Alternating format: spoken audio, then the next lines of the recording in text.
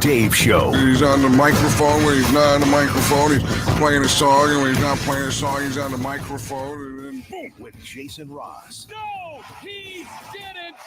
Yes, he did. Call or text at 9163.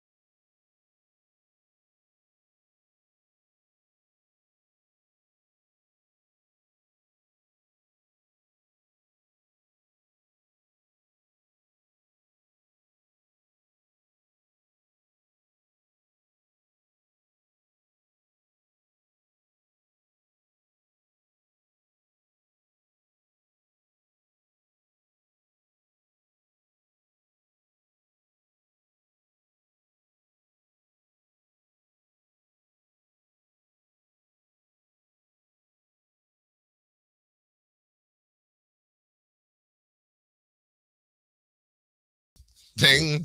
Wah. Did not. What people may not realize is that you have this written out for you. Yes, I do.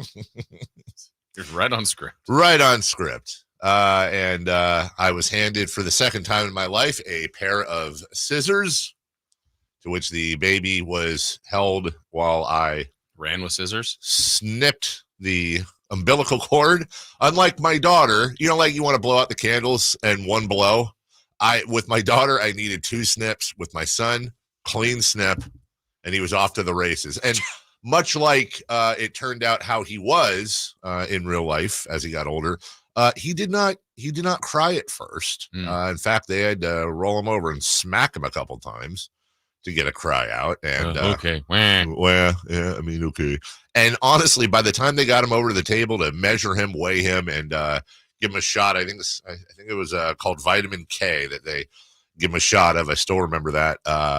Then he'd already saved up a bunch of money and some gift cards from his birthdays. So, Yes.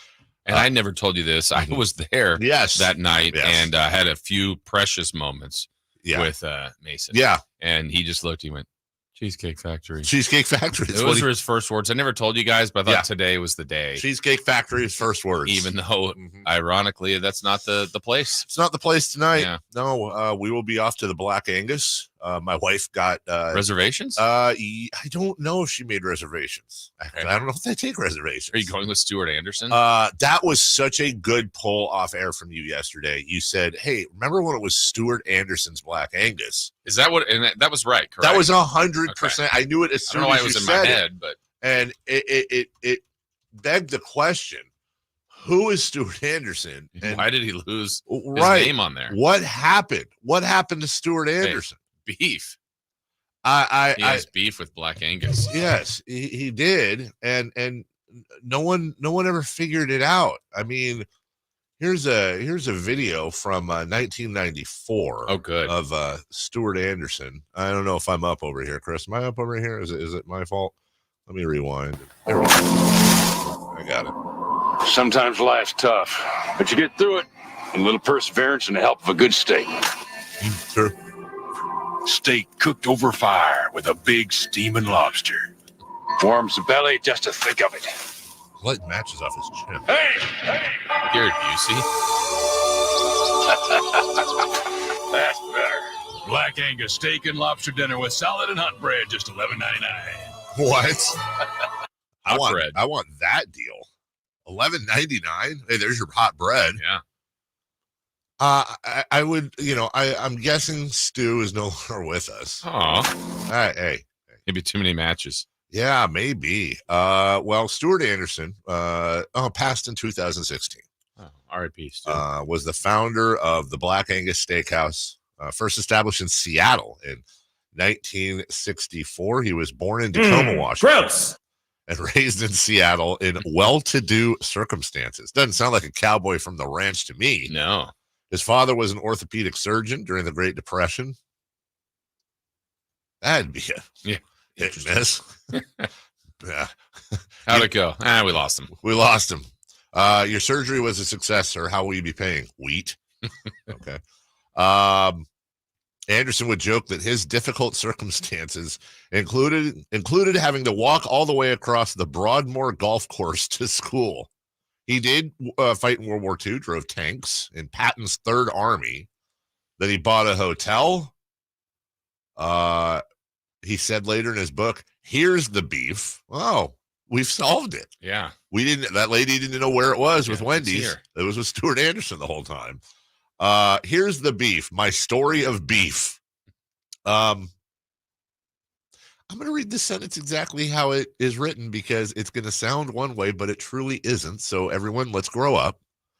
Anderson would say later in his book, Here's the Beef, My Story of Beef, that, quote, hookers, seamen, hustlers, and wrestlers made up most of my trade. Of course, seamen, Navy, right? So. And hookers. That's exactly. That's fishing. Yeah.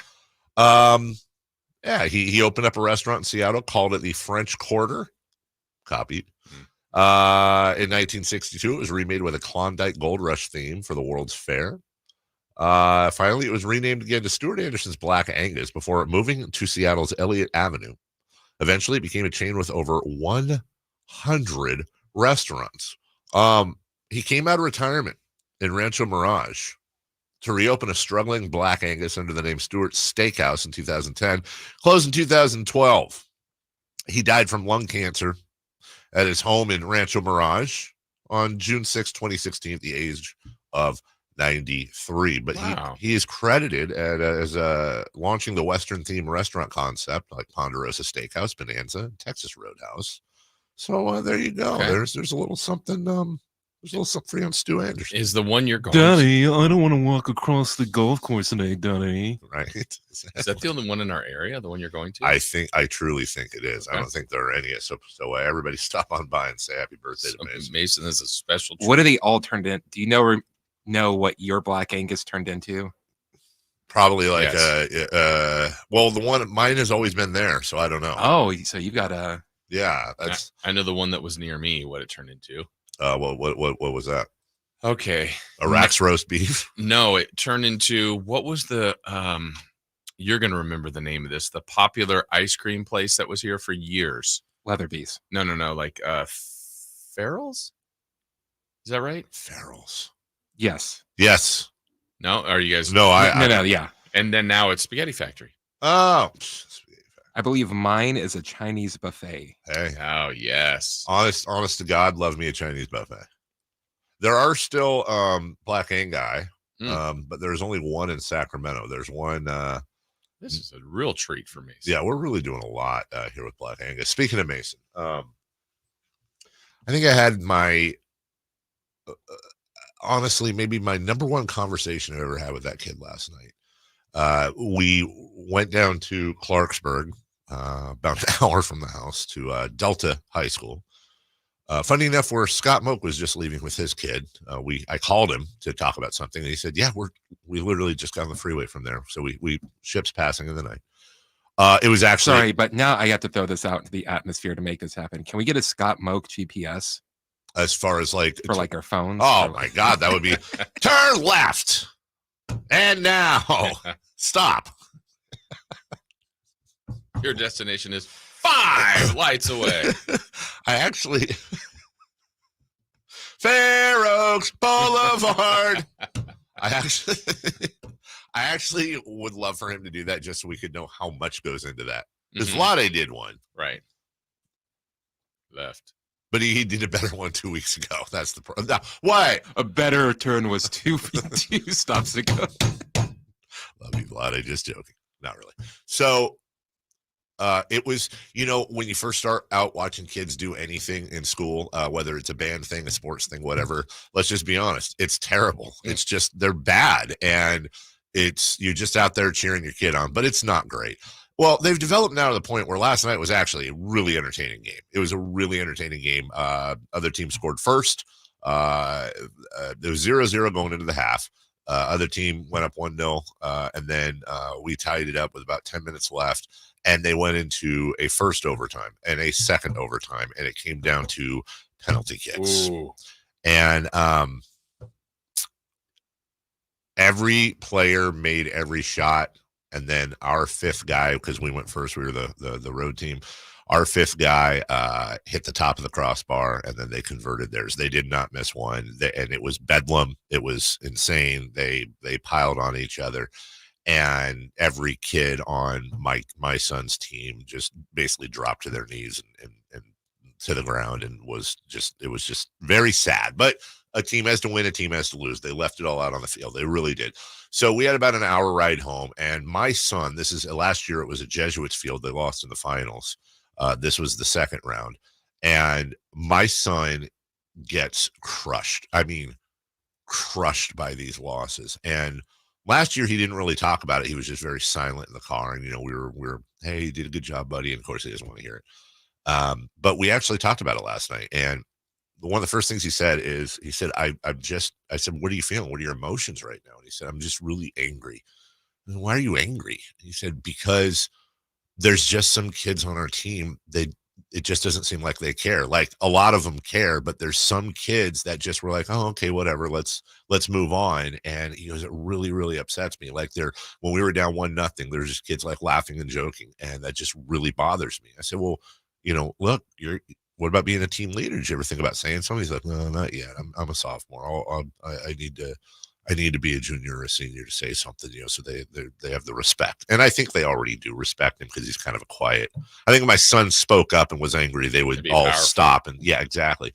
But I love he's that. He's the Keegan Murray. He kind of is. He really kind of, honest to God, he really kind of is. And then we talked about, because he's, he's a sophomore, and in the second overtime, he was watching from the bench. He's a starter, but he's like a very fringe starter. So they put out the lineup they thought was best, and put him on. Did he tell the coach he was tired? No, he didn't. He never does that. Well, he did that once, but he was sick. And so it's a delicate conversation, because I said, look, you're growing right now, and I want you to take this into, basketball just started, so he goes straight into that. And then he has an off season from basically like April to July. I said, you've got workout stuff at home. We've given you all the tools, but I'm never going to be the dad in Breakfast Club. If you want me to help you motivate, I will happily do that. I will work with you nonstop, but I'm not going to make you do it. I'm not going to be the overbearing dad that says you got to want it. And I've told him that his whole life. And then it just developed into this and I honestly, this is, as much as I share, I will hold back a little bit because some of it is personal. But he really opened up about turning 16, and it was strange because he never talks like this, and he opened up about just kind of floating, and not knowing what he wants to do when he grows up, and just being, thinking that he should already know what he wants to major in college, thinking that he should already know what he's going to do with the rest of his life. And so we had a really long conversation, and it lasted to the driveway. And then to a point where Melissa came outside and was like, guys, dinner's ready. But I had no idea. I think that's why I didn't expect to get choked up this morning. But I had no idea that those kinds of thoughts went on in his head. Very introspective, very just very mature, and I wasn't expecting it. And so it's one of those things where I know we got a break here. Sorry. And I don't know why I'm sharing this other than I share and I always listen to everybody because, it does take a village and all that. But I didn't know what else to say to him other than there are a lot of absolutes in this world and a lot of uncertainty, but and maybe I'm just being a biased dad, but I said, buddy, you're gonna make it. Like, you're gonna be fine. You're gonna be you have attributes right now that you're gonna make it. Don't worry about it. You're about to turn 16. It's scary. You don't know what you're gonna do. You don't know where you're gonna go to college. You don't know what you're gonna be when you grow up. But guess what? That's pretty much all of us for the most part. You don't know.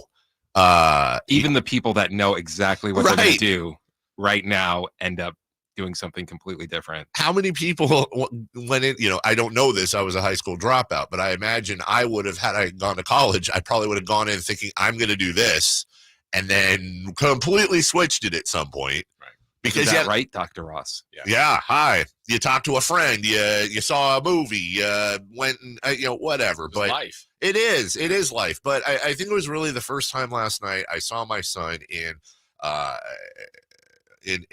what was a very depressing situation, a loss, but I really saw the first signs of him being a grown-up, a young man, and it was special. It threw me, and I'm very proud of him. So we'll take a break. When we come back, we'll lead it off. Kings beat the Jazz.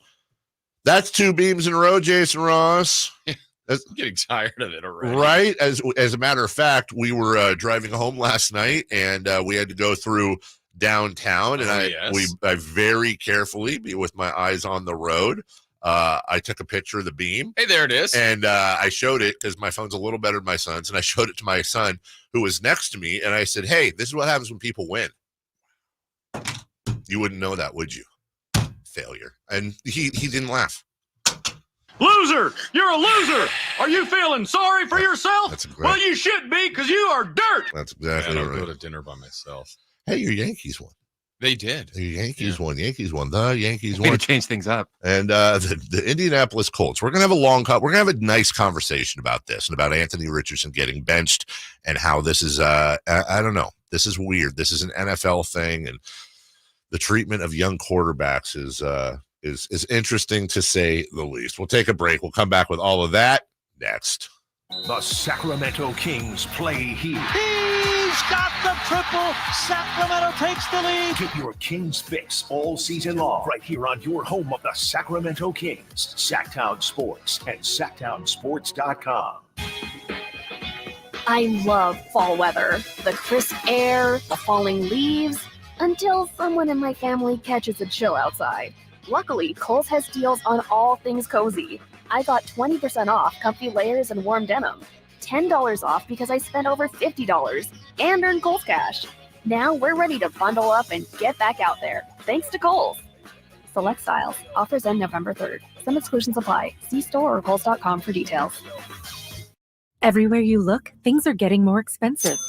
So at Consumer Cellular, we're lowering the price for those 50 and up. Now you can get unlimited talk, text, and data for $30 a line when you buy 2. That's just $60 a month for 2 unlimited lines. So if you're 50 and up, make the switch and save. Come on, you've earned this. Call 1-888-FREEDOM or visit consumercellular.com today. Requires 2 lines of service, age validation, and credit approval, subject to system and area limits, taxes, and other fees apply. All guests come to you from the Folsom Lake Honda hotline. Folsom Lake Honda, your one-stop Honda shop. Let's do it. Leading off, the 3 top stories in the morning. Huge news. This is very important. Here's cut number 1.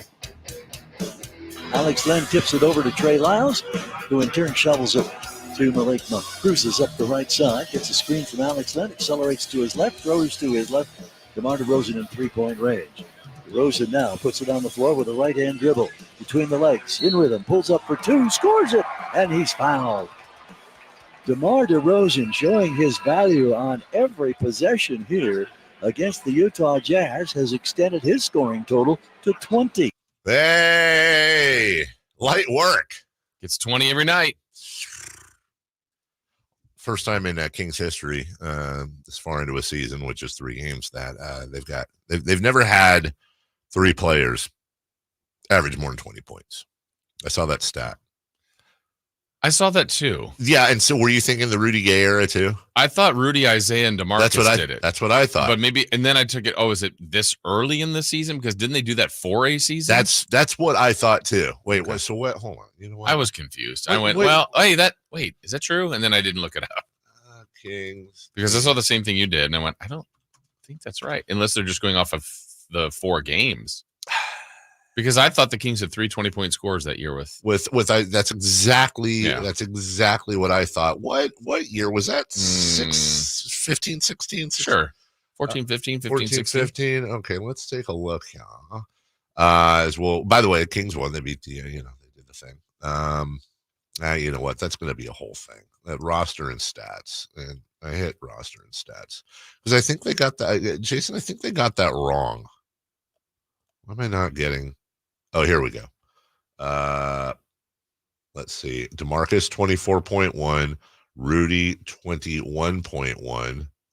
I don't see. Okay, so Isaiah Thomas was gone, so that had to be previous season, the year before. That's 13-14. And we've got Isaiah at 20.3, Rudy Gay at 20.1, DeMarcus at 22.7. What the hell was that stat? We both sniffed it out right away. Smells like victory, smells like beam. And the Sacramento Kings have pulled to 500. Yeah. Also, apologies. I didn't expect that story to go where and how it was going this morning. I do want to pay off yesterday. You even asked during the break, and I see some people in the chat and text line asking. Burngate 2024. Oh, yeah. I am very proud and happy to report that I got home. I went into her room. Let me just say this. My daughter's room was not clean, but it was tidy.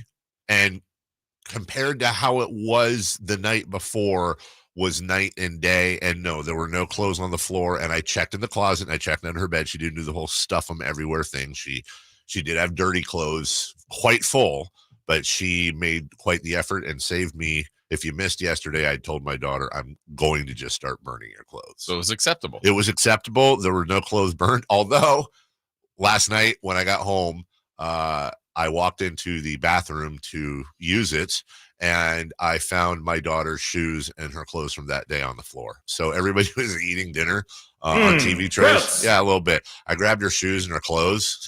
This is going to sound really bad. I grabbed her shoes and her clothes. I said, hey, are these yours? And she goes, yeah. And I opened up the sliding glass door and chucked them into the backyard. What I didn't plan on, though, is that my daughter immediately hopped up from eating and went out, had to go put her shoes on, and then went outside to get everything. And while she was picking up the last of the clothing, the sprinklers went off, and it was screams. She was not happy with it at all. But hey, Dada. We call it Avery spread because that's what she does. She spreads all over the house, her dirt and crap and all that, but we took care of it. So anyways, the Kings won. That's the bottom line. Yes. The beam is lit. Their rooms are clean. And now off to life is good. And now off to Atlanta. Yeah, today they spent the night in Utah. They really? They had a time. Well, you know what? At least we'll get, I would hope we'll get a semi-awake Kayte. Yeah. You know, I was wondering about that earlier. How's that going to work? She'd be ready to go today. I will not have traveled to Atlanta yet. Oh, okie dokie, artichoke. Cut number 2, please. Cut number 2. 1-1 from Honeywell. Line hard, deep to left field. It's a base hit. Soto around third. He'll score. Judge gets a hard base hit and a ribby. You know, I don't often question you, Chris, because you're very good at your job. But I gotta ask, that's the clip we picked. I mean, it's pretty rare this World Series.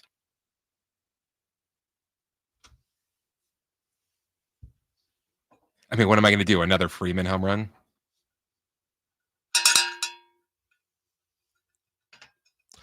I knew there was a reason. I knew there was a reason. And I don't appreciate what you just said. You doing that to Jason and like that. He's celebrating a win, and that's just not right, Jason. It's not right. I'm with you. It's not right. I was cheering them on. What? You rang the bell. I rang. This is the you said something wrong and offensive bell. It says it right there. Oh yeah, you're right. Hey, what do you care? They won. They did. Let him talk all his garbage. They won. They won, and they almost killed Mookie Betts. What the hell was that? That was the worst thing ever. I saw a rather Mookie. How dare you bother the Yankee fans? That what? That was so bad. That was embarrassing. There was a very popular sports figure that said that is the worst fan involvement I've ever seen at a sporting event in my life. And I thought it, but I scrolled just to see if somebody else had the same thought. And the very first reply was relax and a picture of Monica Seles underneath. So let's calm down on how crazy that was as far as in the big scheme of things. But that was crazy. Yeah. That was, I mean, how New York is that too, by the way? I mean, you've seen, and there's so many, when it was live. Yeah. You know, you see the ball pop out. I'm like, oh, I guess it's fan interference. I mean, live. And then the guys are arguing like, hey, like almost like Mookie was in our space. Right. And just kept going like, he was just here. Hey, what are you doing? Hey. I mean, to grab his arm, try to rip the glove open, take the ball out, and then the other guy's grabbing his arm. They're like a Mookie. I mean, honestly, if that was closer to the Dodger dugout, I bet they might have jumped in there. That's what I'm saying. Yeah. And what are they? Here comes the boom guys doing there anyways. Weren't they on Fallon the other night? Who? Here comes the. We bring the boom. That's what we do. What a bunch of. And let's be fair, by the way, if this had happened in Philly. Probably if this happened in LA, we'd be losing it. And who's the guy, Jeffrey Dahmer, that reached out the kid and caught the ball? Dahmer. Dang it. Okay, that was most assuredly he ate his arm. That was not Jeffrey Jeffrey Dahmer. Mayer. Jeffrey Mayer. That was in New York, right? Yeah. Yeah. What is going on? First it's Jeffrey Mayer. Now it's these guys. Right. What was that? Oh my God. What if that was grown-up Jeffrey Mayer, it turned out? How insane would that be? It probably wasn't. No, the mayor says it's cool. Bing dong. We'll take a break. We'll take a break. When we come back, safe or out? We've got a lot of questions, and we're going to say safe or we're going to say out, and they have to do with baseball. So, new segment since yesterday. Sit back, relax. It's a Yankees win version of safe or out. We'll do it next. Did you miss any part of our live local shows? Don't worry, you never have to miss them again. Check out SacktownSports.com and search our podcast page and play our shows when you want. The Carmichael Dave Show with Jason Ross, Stiles and Watkins, and the Drive Guys. Plus, other podcasts like Return of the Empire, Return of the Roar, the Stingers Up podcast, and Golf to Go with Frank LaRosa. They're all available right now on SacktownSports.com. At Fisher Investments, we may seem like other money managers, but we're different. Are you really that different than the rest of us? We are. As a fiduciary, we always focus on what's best for our clients. What services do you offer besides investing? We have a team of specialists in financial planning, estate planning, and more. Your clients rely on you for all that? Yes, we ensure clients receive unparalleled service at every step of the relationship. Okay, but you still sell commission-based products, right? No, because we believe that's a conflict of interest. We prioritize service over sales goals. So then how do your fees work? We have a simple and transparent fee that's a percentage of our clients' portfolios. So we do better when our clients do better. Wow, we're more different than I thought. At Fisher Investments, we're clearly different. Learn more at FisherInvestments.com. Investing in securities involves the risk of loss. What's up? We're talking to Chad Hoblet of Hoblet Dodge, Chrysler, Jeep, Ram, and Woodland. Chad, what's going on for Ram Power Days? Save up to $15,000 off MSRP on new 2024 Ram 2500 Tradesmen. Plus, with over 400 new Ram trucks available, you're sure to find that truck you need at the Hoblet Ram Truck Center. That is some of the best savings you've had all year, Chad. Yep, and you won't find better deals on more Ram trucks than at the Hoblet Ram Truck Center. There's a reason we continue to be one of the biggest Ram dealers in the country, with numerous customer service awards, including the very prestigious Walter P. Chrysler Award, which means we are in the top 1% of dealers in the nation. Once you buy from Hoblet, you won't buy anywhere else. Don't miss the savings at Hoblet. Search, select, and save through their whole inventory at HobletDodge.com. Unbeatable prices, unbeatable selection. Nobody beats Hoblet Period. 15,000 total net savings after 8,500 factory rebates and 6,500 dealer discounts. Rebates include 2,000 Hobbit Select inventory coupons, 2,000 Hobbit trade-in assistance, must have qualifying trade-in, and 1,500 commercial bonus cash. Must have proof of business ownership. At least 5 of this net savings. Coupons available while supplies last. See dealer for details. Hi, I'm Justin Gingery. One of the most common questions I receive is what makes us different from other law firms. At Gingery, Hammer & Associates, we handle your case from beginning to end. Whether your case reaches a settlement, whether we need to file suit, or even take it all the way to trial, we will be with you along the entire way. And because we are committed to you and your case, we are as invested as you are in making sure you get the outcome you deserve. If you have an injury, just call Gingery. Hey, Aggie fans, Coach Plow here. If you haven't made it out to a game yet, we've only got 2 opportunities left this season, starting November 2nd against Northern Colorado. We're excited to celebrate all those who helped make this campus great with faculty and staff appreciation and parent-family weekend. And for all you fans of the band, we've got local high schools joining us to ramp up the atmosphere. So grab your tickets today and join us by visiting ucdavis.com/tickets. Go Ags. Safe or out? It's time to go around baseball. 3 pitches, 3 swings. It's safe or out on the Carmichael Dave Show with Jason Ross. Hey, just out of curiosity, are you guys just straight soap, washcloth, or scrubbies in the shower? Washcloth with soap. Okay, yeah, well, that's what I meant. Okay, yeah. Not Chris? scrubbies. What's the thing called? Like a loofah? Loofah, yeah, scrubby. That's what I got. Loofah, yeah, okay. Use washcloth. I'm not 100%. Old school. Yeah. That is old school. That one, I would say, would be an inherited from the wife. Inherited from the wife. I was going to say my dad used a washcloth. Yeah, I did not grow up with that, but like, I know we have all our towels have them, and it's like, well, then if I'm not using it, like we fold the washcloth in. Yeah, but you use one, and then so every time you take a shower, it's a new washcloth, or do you? No, I use the towel for a couple days. Yeah. I mean, maybe washcloth though. I'm saying both. I mean, because they're paired together. Rinse and dry. Wring it dry. It depends. Have you ever used a loofah? Yes. No, yes. Didn't do it for you. Yeah, I'm gonna take a poll today. Okay. Around the office, loofah, washcloth. I've been all of them. I know I'm shamelessly pumping the poll here.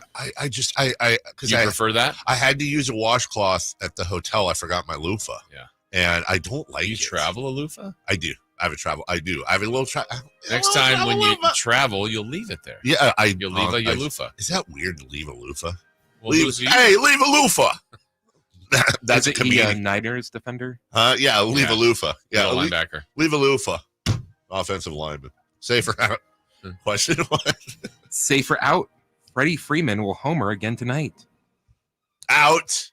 I don't know. He is on fire. Dear goodness gracious. I think even if the Yankees come back to win, you can make an argument.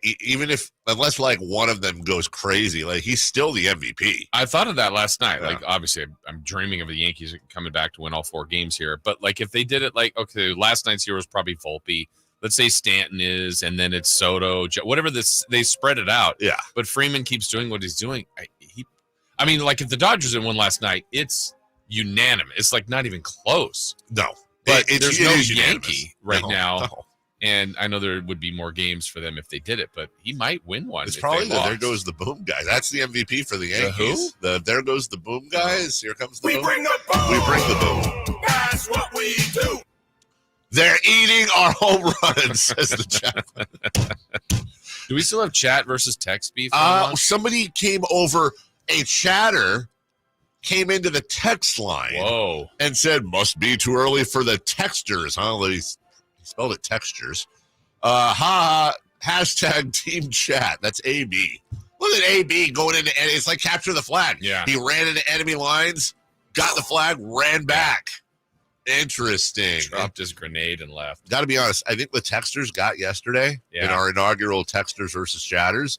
Chatter's off to an early lead. I actually got some intel. Chatters had a meeting last night. Yeah, makes sense. They're rallying today. They had a locker room conversation. Yes, a lot of truths were told in that conversation. Tough conversation.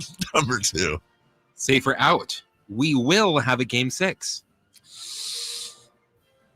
Oh, it might be hopium for me just because I want it, but I'm saying yes. Garrett Cole on the mound at home. I think we're going back to Los Angeles. I think so. And then here's what's funny. That's what if they do win Game 5, then all the conversation over the next couple of days is gonna be like, hey. Dodgers have to win Game 6 because if they don't, all the pressure is on all the pressure's on LA. Yeah, because it's not on the Yankees in a Game 7 on the road in LA. But I hope so. And by the way, Garrett Cole has a 2.82 ERA, so it's not like it's just hey, maybe they will. Yeah, I mean this is the Yankees' best pitcher. Oh, you need to say no. You need to say out. Why? Because you don't want to. Every single thing that every fan does at home or at the stadium makes a direct impact in the game. There's a lot on me here. Hello. It's the title. You should guarantee that they won't. I mean, how's that done for you in the past? 100% of the time, something happens. Yeah. Not always what I want, but it happens. Safe or out, Jason? Safe. Be a Game 6. You are such an optimist. Yes. That's fine. I wasn't. Was it over when the Germans on Pearl Harbor? Germans. He's on the roll. The Germans weren't actually part of Pearl Harbor. 100% of the time I've done that bit on social media. 100% of the time somebody's been like, what? Bro, that never happened. Somebody actually gave me a link to Pearl Harbor. And then when I responded with the clip, he goes, yeah, you're covering now, but that's not what you meant. Like, is that really what we're doing here? War-splaining. Exactly. War-splaining. Number 3, please. Safe or out. Will Venable should be happy about becoming the new manager of the Chicago White Sox. Yes, 100% he should. I understand the base of the question. It's like, hey, congratulations. Like, you got a car for your birthday. It's a pink Datsun. Like, I understand that. But with 2 wheels. With 2 wheels, yeah, and a little hamster underneath the engine. You can be the assistant program director. Too soon. Too soon. But here's the thing. There aren't that many Major League Baseball managing jobs, number 1. And number 2, you're taking over after literally the worst year of any baseball team ever. You know, they say like there's only one way you can go, and that's up. That saying was made for this. So tiny shoes to fill? Like little baby pegs shoes. To fill. Yeah. Like what are those things you bounce on? You put your feet on it. It was old school, and you jump up and down. Pogo stick. It's a pogo stick to fill. It's crutches to fill. This is actually the best time to become the manager because even if they have a worse season than last year, he will not get blamed for that. There's no blame. And by the way, if they end up winning like 70 games next Manager of the year. Oh, just what a trade! Really changing the culture. I say safe. Okay, safe. Yeah. Pogo. It's like a pogo stick. Pogo. I don't. You ever watch like professional pogo stickers? By the way, have you ever seen any of those videos? Holy crap! I haven't thought about a pogo stick in a long time. But honestly, like they're doing flips and stuff. I know we could do that. I think it would actually. I would watch this on the Ocho. Where are the pogo stick obstacle course races where you have to like pogo over some hurdles, maybe do like a slalom like the dogs do? Like where there you could make a pogo stick slalom course. Yeah, but if they had the dogs on another channel, you are watching that. 100%. They had dogs on a regular basis. I mean, I would like to see cities get dog franchises and then compete against each other. And I'd be a Kings fan, and I'd also be a whatever we called it fan. Yeah. What would we be? Sacramento Dogs.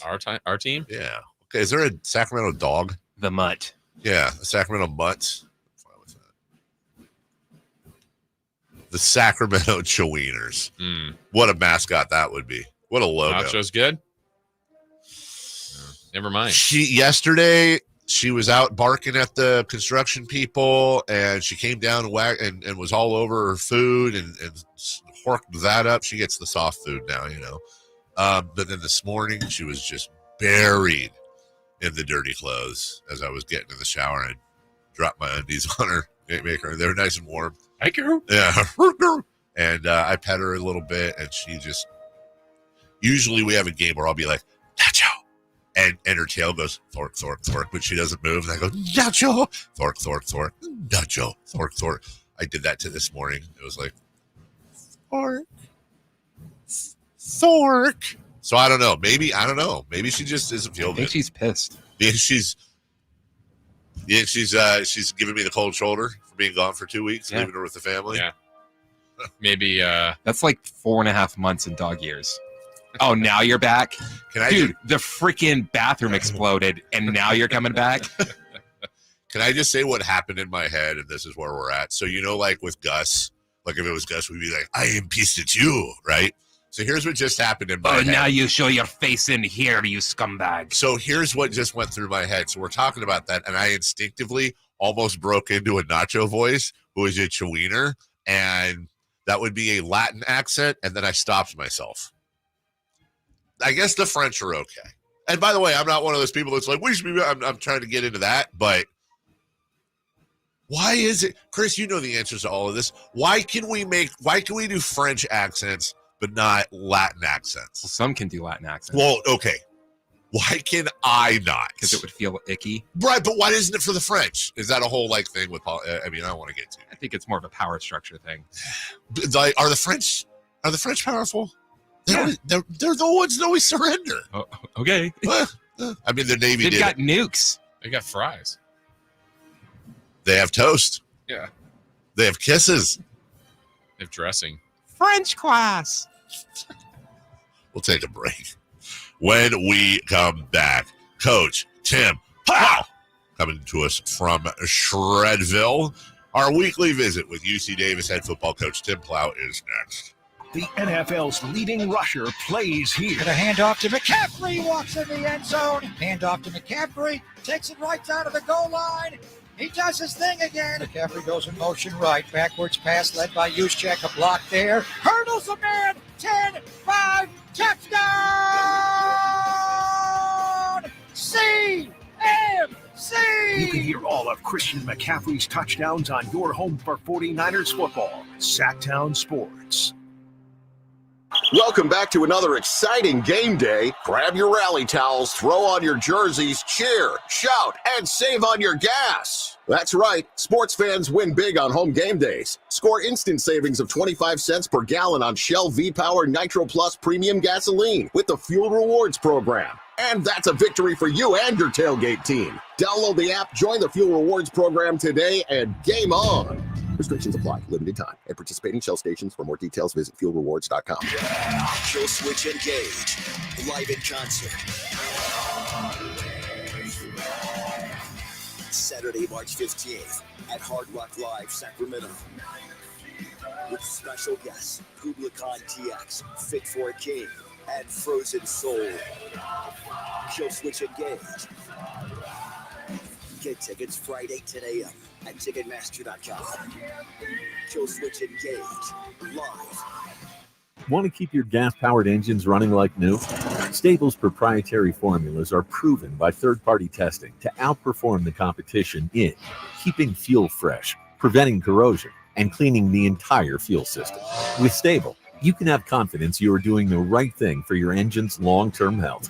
Just pour into your gas can or fuel tank, then top off with fresh fuel.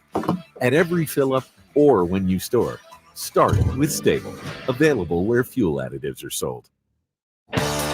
Still getting around to that fix on your car? You got this. On eBay, you'll find millions of parts guaranteed to fit. Doesn't matter if it's a major engine repair or your first time swapping your windshield wipers. eBay has that part you need, ready to click perfectly into place for changes big and small. Loud or quiet, find all the parts you need at prices you'll love. Guaranteed to fit every time. But you already know that. eBay. Things people love. Eligible items only. Exclusions apply. Progressive presents Employee of the Month. Small Business Edition. Today's recipient from Lucky Larry's Landscaping, Larry! Larry saved his business money with a quick commercial auto quote from Progressive. Does it help he's his own marketing manager, accountant, executive assistant, and never been late? Technically, yes, but saving really put him over the edge. So, Larry, give Larry a round of applause. Be your own Larry. See if you could save in as little as 7 minutes at ProgressiveCommercial.com. Progressive Casualty Insurance Company and Affiliates.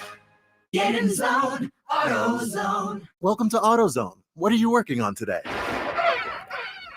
Sounds like wipers. If your wipers are streaking, skipping, chattering, or even worse, loud, you need to visit AutoZone and get some fresh new blades. We've got basic wipers to get you back on the road, as well as premium blades from Bosch and Rain-X. So if you're hearing this, just head to your nearest AutoZone or AutoZone.com. Get in the zone, AutoZone. The garage won't open again. We're all out of coffee. Life has enough surprises. Your car shouldn't be one of them. Stockton Honda keeps your car worry-free. From routine maintenance to that something's not right moment, our certified Honda experts know how to fix it right the first time. Here you go, ma'am. You're all set. Thank you. Stockton Honda Service Department, keeping you ready for the road ahead. Anytime, anywhere, it's all here. StocktonHonda.com.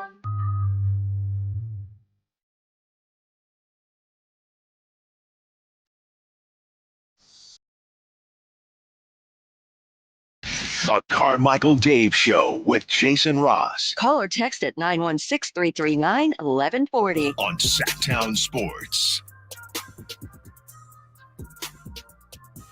Bye week for the Aggies. Yeah. They won that too. They're winning everything. They actually, it was said, had the greatest bye week in college football history. They were phenomenal. Yeah. Didn't turn the ball over. Nope. No defensive mistakes. No offensive mistakes. Perfect coaching. And I was not here for the interview last week. Yes, we learned some things. And I am interested as the head coach of the UC Davis Aggies, live from Shredville. Tim Plough joins us right now. Coach Plow, good morning. Boys, how we doing? Great. Awesome. Always good talking to you. How are you doing? Oh, man, fantastic. Getting ready to get back at it, man. Missed not playing football last week. Well, I learned when you visited with Jason Ross last week, I learned that you do a little motivational thingy-dingy where you're showing your guys old fights. And I want to know more about this because I love the fight sports. And I'm curious, what have you shown so far? How do you pick them? You know, I know you said a little bit of this last week, but please enlighten me, Coach. Well, first off, I mean, I think at this point, I mean, we're friends now, guys. Yes. Why don't you just come to a fight night? That's what I'm talking about. Friday night fight night. You know, why don't you just come to Friday night fights? Come have dinner with the team, and you can see our next fight. You know, you should just make it happen. We should make it happen, Jason. Yeah. That would be. It's like. Well, let me ask you this first. What is that more of like, I mean, I know it's a motivator, but is it one of those like motivator / lessons / or is it just something, is it a bonding thing, all of it? I think it's all of the above. I think I started doing it back when I was in northern Arizona. So probably, not like 10, 12 years ago. And I was just thinking of something different to do on Fridays because a lot of coaches are so uptight and they're like kind of anxious and like the team feels anxious. And by the time we got to Friday, I just wanted the guys to cut it loose and have a good time. And I'm a huge boxing guy. Like that is my little secret, and my dad and I watched it growing up. And so I have a kind of a bank of memory of fights.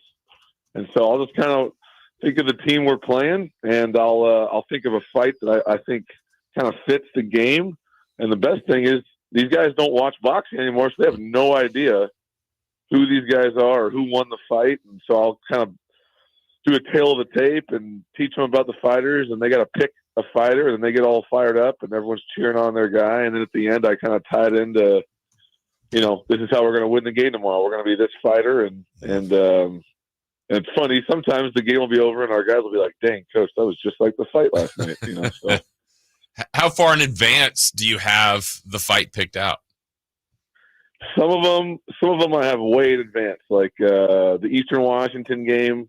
I knew I was going to do that for a while, but some of them I'll wait till maybe a couple of days before and get to our film guy Ryan, and we'll kind of figure out a way to cut it up to fit everything. But it kind of depends on the game. Sometimes I know ahead of time, and sometimes it takes a little bit of time.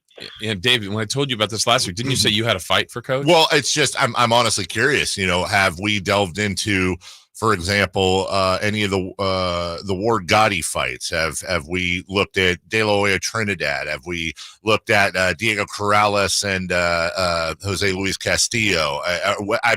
I'm curious if you go all over the spectrum as far as generations. If what's an example of a fight you've shown in the past? Yeah, so the Southern Utah game, we showed Ward Gotti. Because I knew that was going to be a war, like a physical game, and we just talked about like you got to drag that team into deep water and land some body shots, and then we showed. I have not showed the Trinidad De La Hoya fight, but that has been one that I've shown in the past, and I have shown the Castillo Corrales fight. That has been one I've shown in the past. We did Hagler Hearns that first earlier round this year. Yep, and then we did the Rumble in the Jungle this last week. We did a Roy Jones Jr. fight earlier this year. I know the guys against James Toney. So we'll bounce around the eras a little bit, and I'll try to dive into the 80s, and then I'll go into the more recent ones. But it's great for me because they don't even know who these guys. They didn't even know who Roy Jones Jr. was. Wow! I was shocked. So I had guys that were picking they're picking James Toney. Like half the room picked James Toney, and I'm like, man, this is awesome. Yeah, they have no idea what they're about to watch. So it was pretty cool. Yeah, he was saying so he pits the ask who's going to win the fight, right, Coach? And you kind of put people on each side, like one half the team's picking this boxer, the other half. Is that kind of how it works? You split up the room like that? I make them get up and like split the room in half, so I don't let anyone sit in the middle. They have to all pick a side. That's cool. And the team starts cheering it on, and they get pretty fired up. And then after, we just kind of tie it into like, hey, this is how that guy won the fight, and this is how we're going to win our fight tomorrow. And I try to give them something, a little juice before they leave on Friday night. And I just want them to go to bed feeling like, hey, we're gonna get after these guys. I don't want them going to bed with any type of anxious thoughts of, oh God, that's our 7th walkthrough of the day. Does coach think we're, by the time we get to Friday night, I just want them to go to bed and let it rip. It's funny because now I've never thought of these fights in terms of imparting a lesson. And obviously there's an honor system there. I would imagine nobody's looking on their phones to see what happened. But I'm thinking like, okay, like, for example, Bernard Hopkins, Jones Jr., De La Hoya, like, here's a guy who was in prison. Here's a guy who had a real rough go of it and fought, and then finally broke through and ended up having this insane career. We talked about De La Hoya Trinidad, and that's letting off the gas late. And be so it's interesting, Coach, to think about these past fights in terms of lessons you can impart. Foreman Holyfield, Foreman Michael Moore when he won the heavyweight title, never being counted out. That's really cool, Coach. I love that you do that. Yeah, I mean, we showed Pacquiao Marquez. Oof. The 4th fight. Yeah, the face plant. Finally knocked him out. Yeah.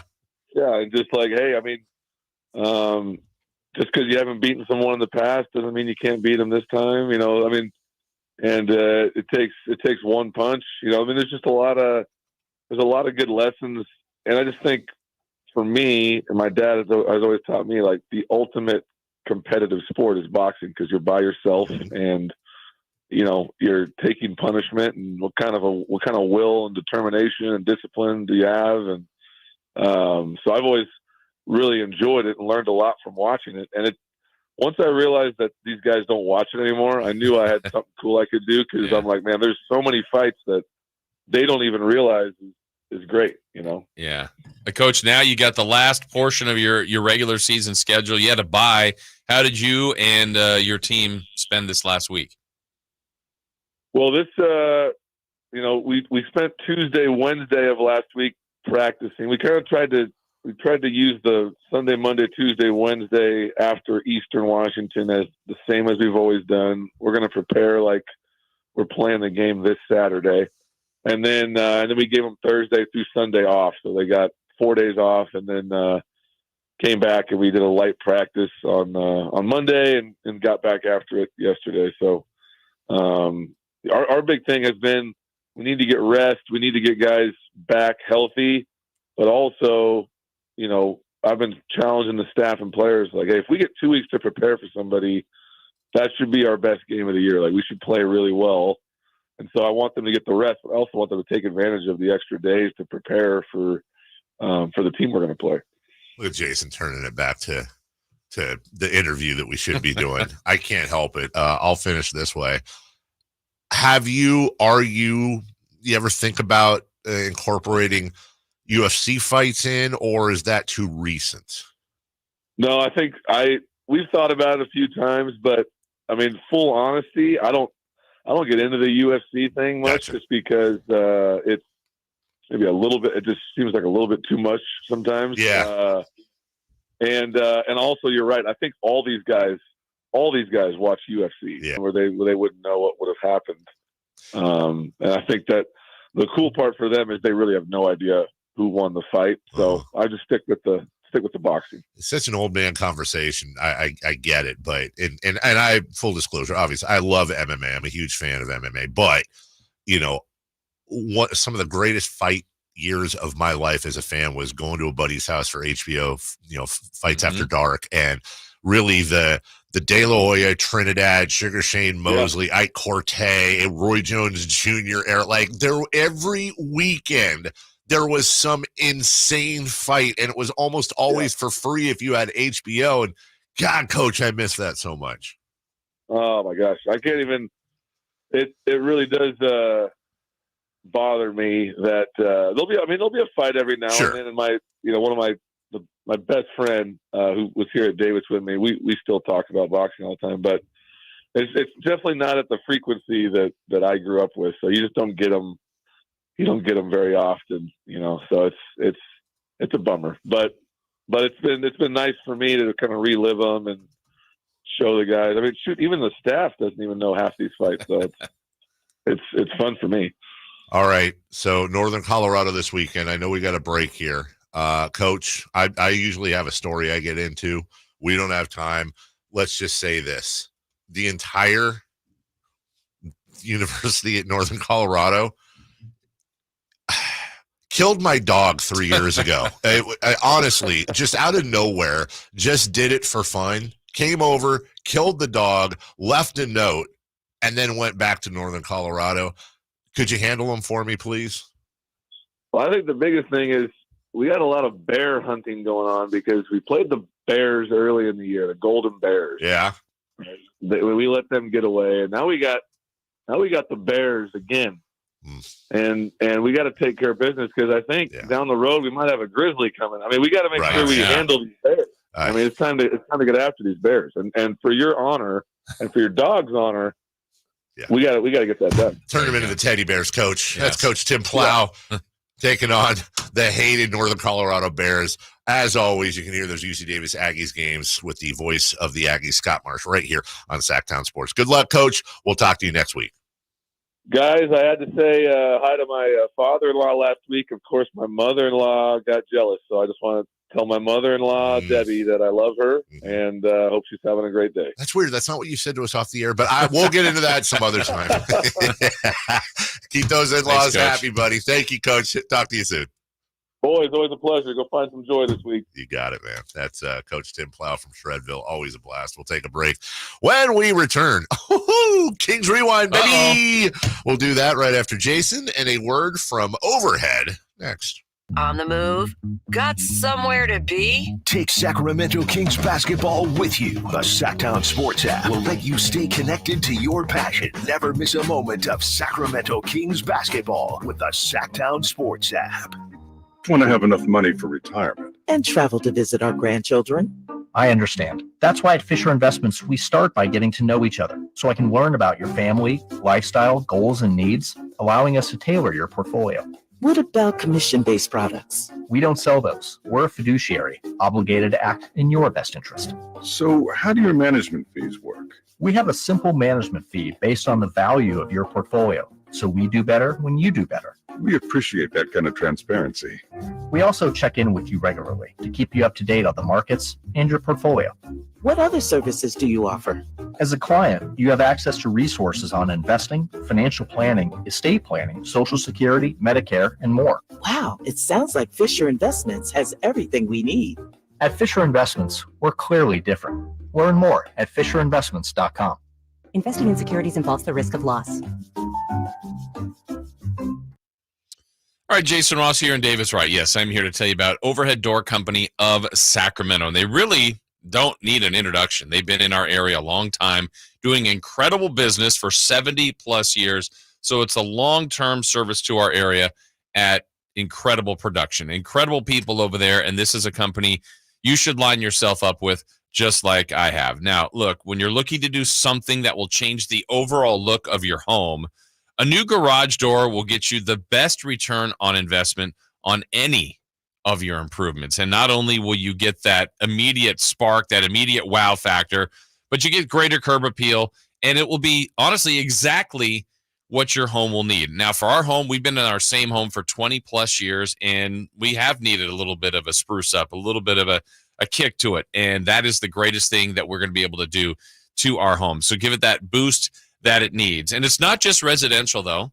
You could do things with them through commercial as well, not just brand new doors, but repairs to existing garage doors as well. So if you're looking to spruce things up at your home or your workplace, Overhead Door Company of Sacramento is the place to go. Now, they are family owned and operated, like I said before, and have been good at their jobs, incredible at their jobs, honestly, and known and trusted for 70 plus years in our community. So go to www.ohdsac.com.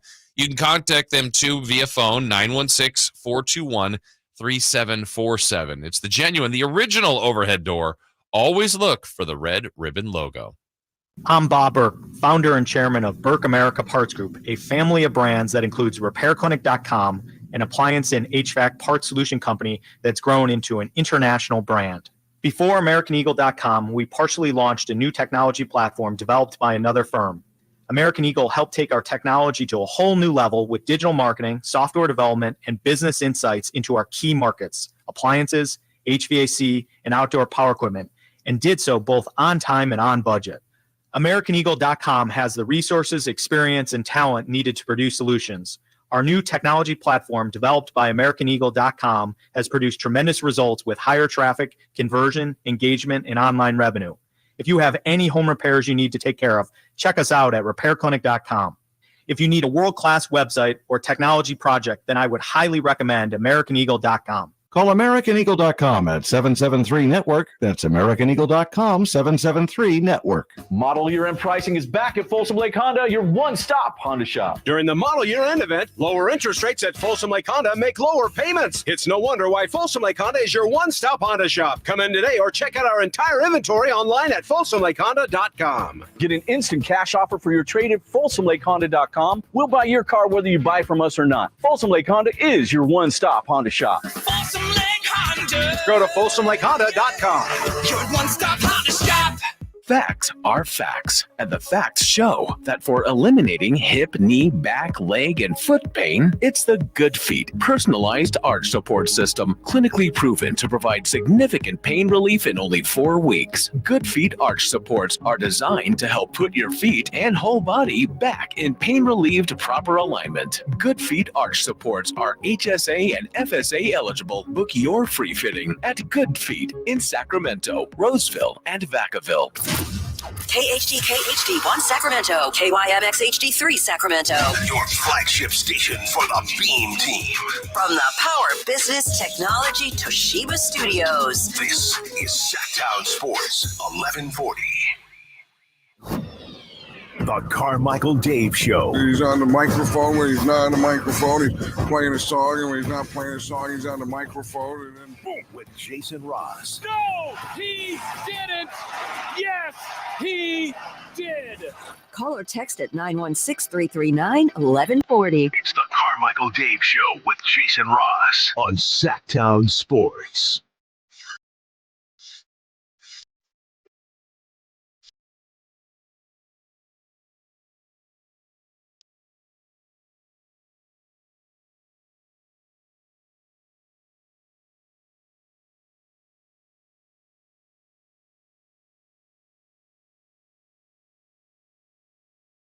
Welcome back. Katie will join us at 8. Yeah. Kayte Christensen, to be specific. Yes.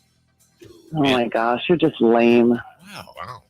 Then Sean Salisbury. Yeah, Sean Salisbury will join us Let's kick it. at I hope he's good with that. 8:13. Yeah. Have we told him? No. Okay. You want to text him? Or I will text him. And then a meal, not a snack. Not a snack. A meal. Frugo. But in the interim, very excited. Episode 3 of Kings Rewind. Yeah? 4. Episode 4. That's how excited I am. Yeah. You're excited. Feel these nipples. Don't really. Kings Rewind starts right now. I'm already laughing. All right. The Kings left Sacramento late Monday night en route for Utah. I can't wait to get on the road again. It was a late night arrival that put the Kings at the team hotel at 3 a.m. It's 3 a.m. I must be lonely. A short rest left the Kings limited time to take in the best of Salt Lake City. I'm just like the tiredest I've ever been in my life. They missed out on skiing. What is this, a double black diamond? I wish it was a triple black. Dudes, let's shred. There's no chance for hiking. Mountains is a majestical place where you push your limits and you maximize your potential. And they couldn't even check out the state capitol. But they did have time to check out the local treasure, the home of the Utah Jazz. You know, the home of the Jazz, once called the Delta Center. I paid my taxes. Then it was Energy Solutions Arena. No, that's later. Next, a 9-year run went to Vivint Smart Home Arena. I'm so smart. E equals MC squared. I drive a smart car. And now it's back to their maiden name, the Delta Center. I paid my taxes. Why? The Delta Center features statues out front with Stockton and Malone that don't look like Dwayne Wade either. That's debatable. The Kings were ready to go, and the starting 5 didn't hold back. Okay, let's see what you got, White Shadow.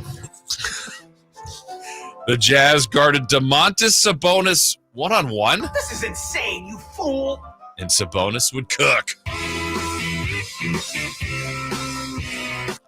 The third quarter Kings held Utah to just 14 points. What? Defense? You shall not pass! The fourth quarter was a winner because this one was a yawner, because this one was in the bag. Eagle has landed.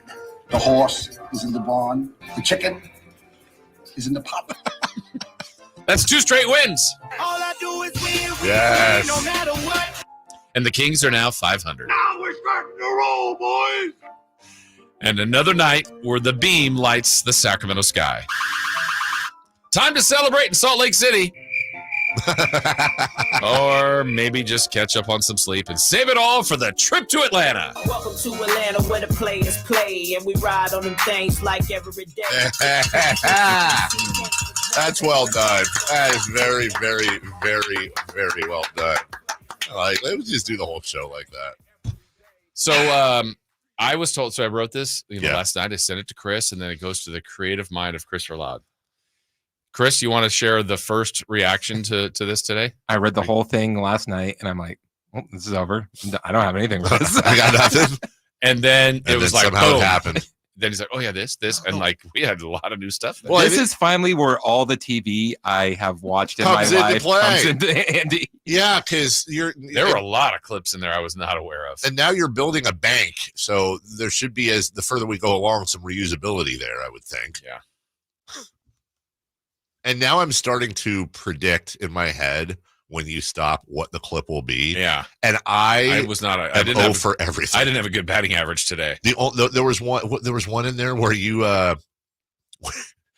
said it was about how they guarded Sabonis. What was that line? 1-on-1. And in my head I was thinking 1-on-1.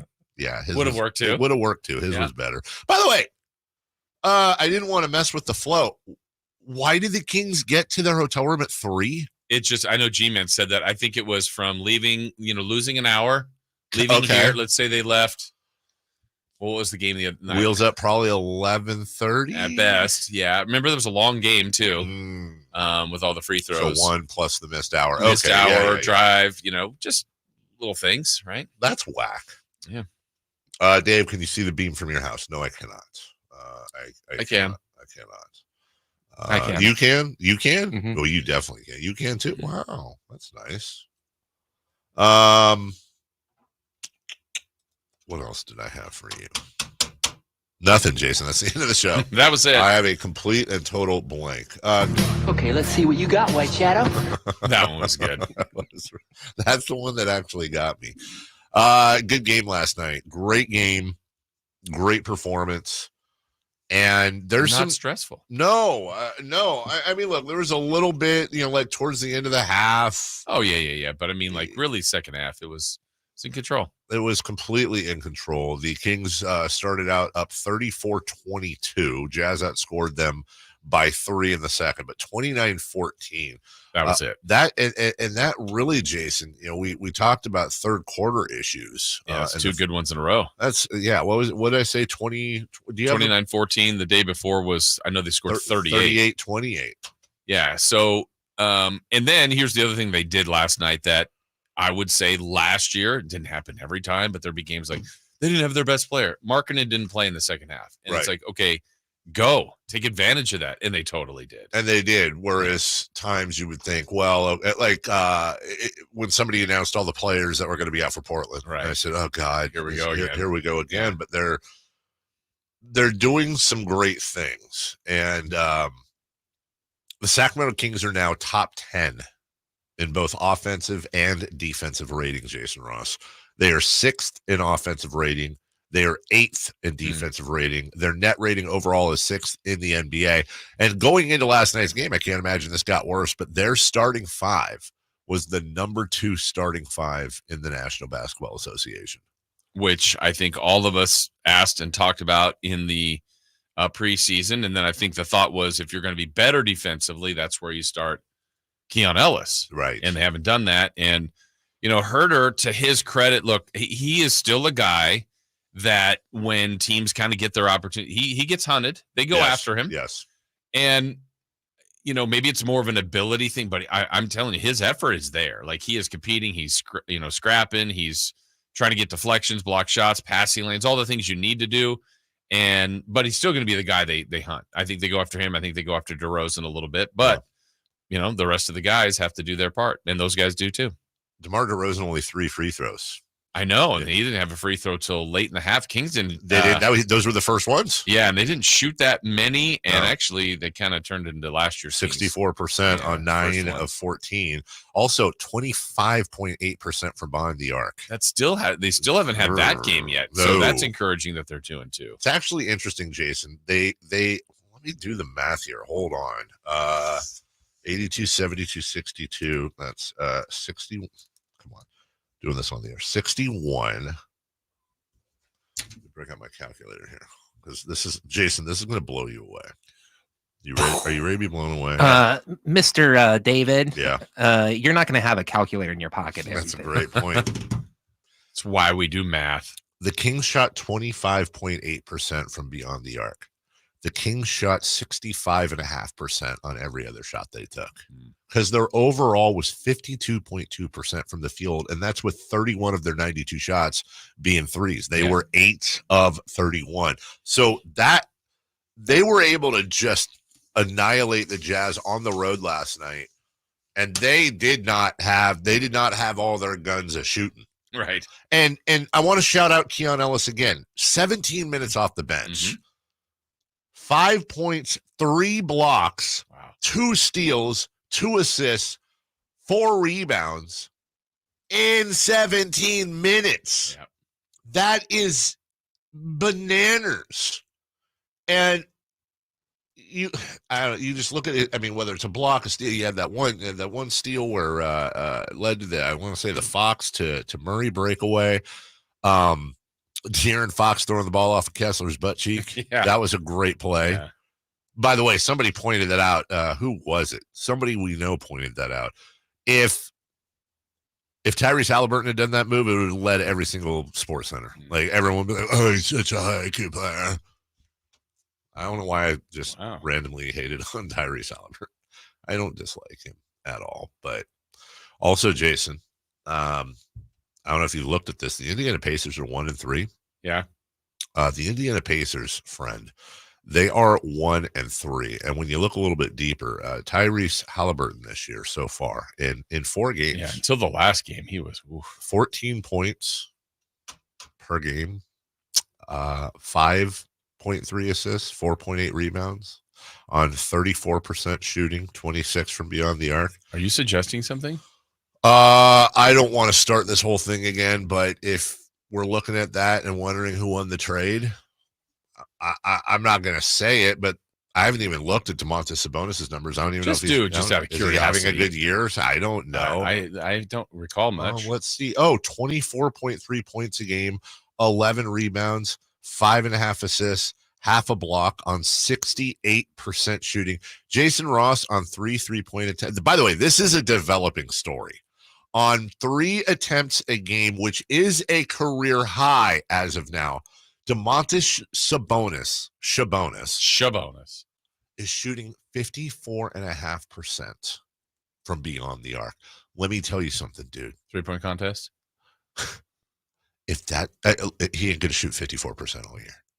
Domantas Sabonis could, let's say, go from 3 to 5 or 6 a game and shoot 40% or above, which is way below what he's doing right now. That opens up so much for the Kings, including acquiring. That is where you could acquire a center and move Domas to the 4. If he's able to hit that outside shot with consistency, now you're not going to have those 2 guys patrolling the same thing. You're going to have Sabonis at the top of the key running the offense. If he needs to drive in, great. And you've got the other center that can set screens and, box out and give him a clear path. But also, if he's around the top of the key behind the line and he's converting, that's an unstoppable offense. Yeah. And a better defense. So props to them, Jason. Way to go. Are they going to, Jason Ross, safe or out?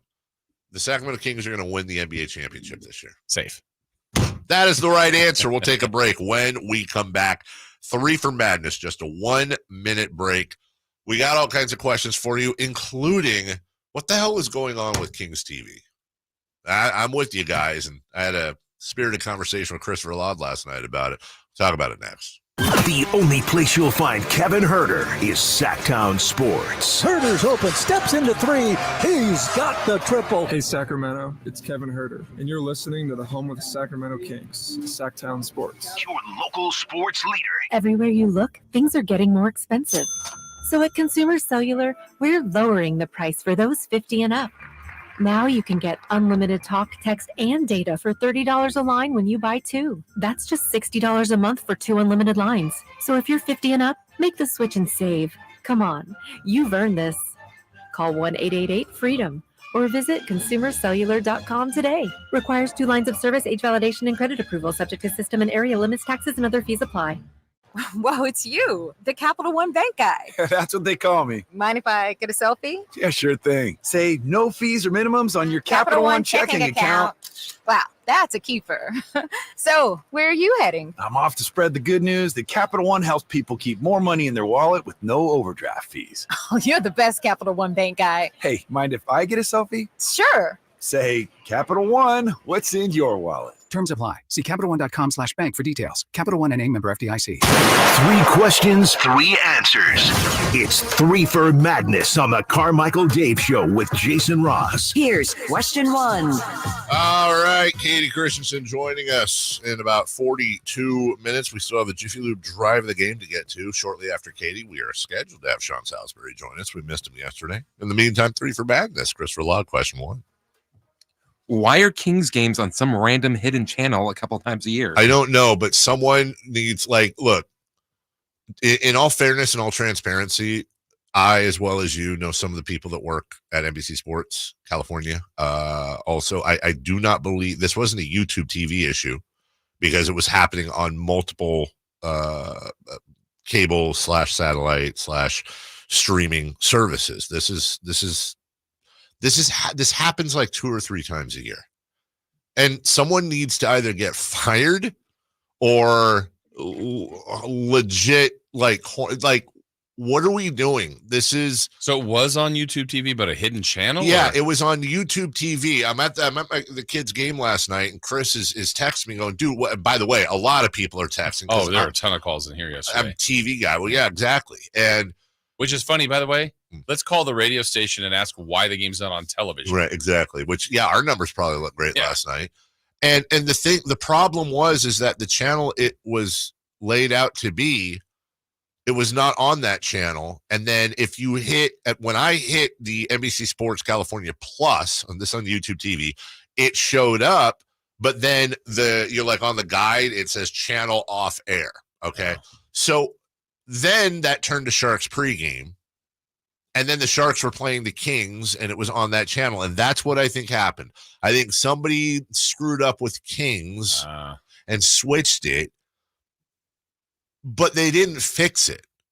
And I don't know if it's just, well, people are asleep in New York, or you have to give the satellite to one. I don't know. And by the way, everybody, I will find out today. I will make some calls because it's the NBA. People want your product. Advertisers pay a lot of money. There's millions of dollars at stake, and everyone makes mistakes. If it happens one, and like, okay, man, this happens every year. It happens every year, usually multiple times. I mean, it's going to happen again. I hope not. And listen, I don't say that lightly, especially with people we might know. When I say, well, that guy needs to get fired. Something has to happen. It's not acceptable. You can't have that happen. This is coming from a guy who watched the entire game. But I was so pissed off for the rest of the fan base. And also having like I'm going back and forth with Chris, who, by the way, works in the industry. And he's like, it's not on. It's not on. Well, here's the thing that YouTube TV does that really makes me mad. Because if you're on cable, if 34 doesn't have anything, you just go to 34 and it's just not going to show anything. Right. Well, this is like I'm clicking on California Plus, which says Sharks pregame about to come on. But what it says is, would you like to be reminded when Sharks come on? No, just give me the channel. Just give me the damn channel. I had to go to the NBC app to watch it. 15 minutes late. I don't get it. And again, if it happened one time, everybody makes mistakes. We've broadcast games before on the station, and like the feeds dropped out or something whatever. Somebody kicked out a cord. That happens. It's fine. As Chris said, it's almost certainly going to happen again. It happened multiple times last year before. And there are people that work for NBC Sports California on the crew that have nothing to do with this, that are getting blamed for it or getting crap from people. I'm pissed because it's super unacceptable, man, that it continues to happen. So please figure it out so that, Kings fans can watch the Kings. And of course, if it does happen again, just remember your home of the Kings is Sacktown Sports 1140. Tune right in and listen to G-Man, Gary Gerald, Jason Ross, and everybody else on the call and figure it out. Not once have we been on the wrong channel. Thank you. Imagine if you tuned into us and it was country. Right. And then, you have to go to you have to hunt around to every station before you find it on KNCI HD3 Mix 96 Spanish. We know you like your country. Yeah, we know you like your Kings games. Yeah. All right, number 2. Question 2. 2 fans were ejected trying to pry a ball out of Mookie Betts' glove. Was it warranted? Yeah. Not only was it warranted, but I think the real question is, do you even let those fans back in? Like, look, no one got hurt. No one. But that is, not only are you interfering with the game, you're prying. I mean, you could have hurt him. You could have broken a finger. You could have done, what are you doing? If I'm, and I don't know if they're season ticket holders. I don't know if they just bought those tickets. I would find out. And it's a big waste of money. First inning tossed. That's what I'm saying. I don't know that I'd ban them for life. Everybody has a stupid moment, and in the end, no harm done. But I think you're taking the rest of the year off. At least. For those two fans. But the rest of what? Today's game? That's all that's that's a good point. Okay, well, they can't go to today's game. And actually, how would a ban work like that? So if that's you and I last night at the game, we're the idiots. We did it. Okay.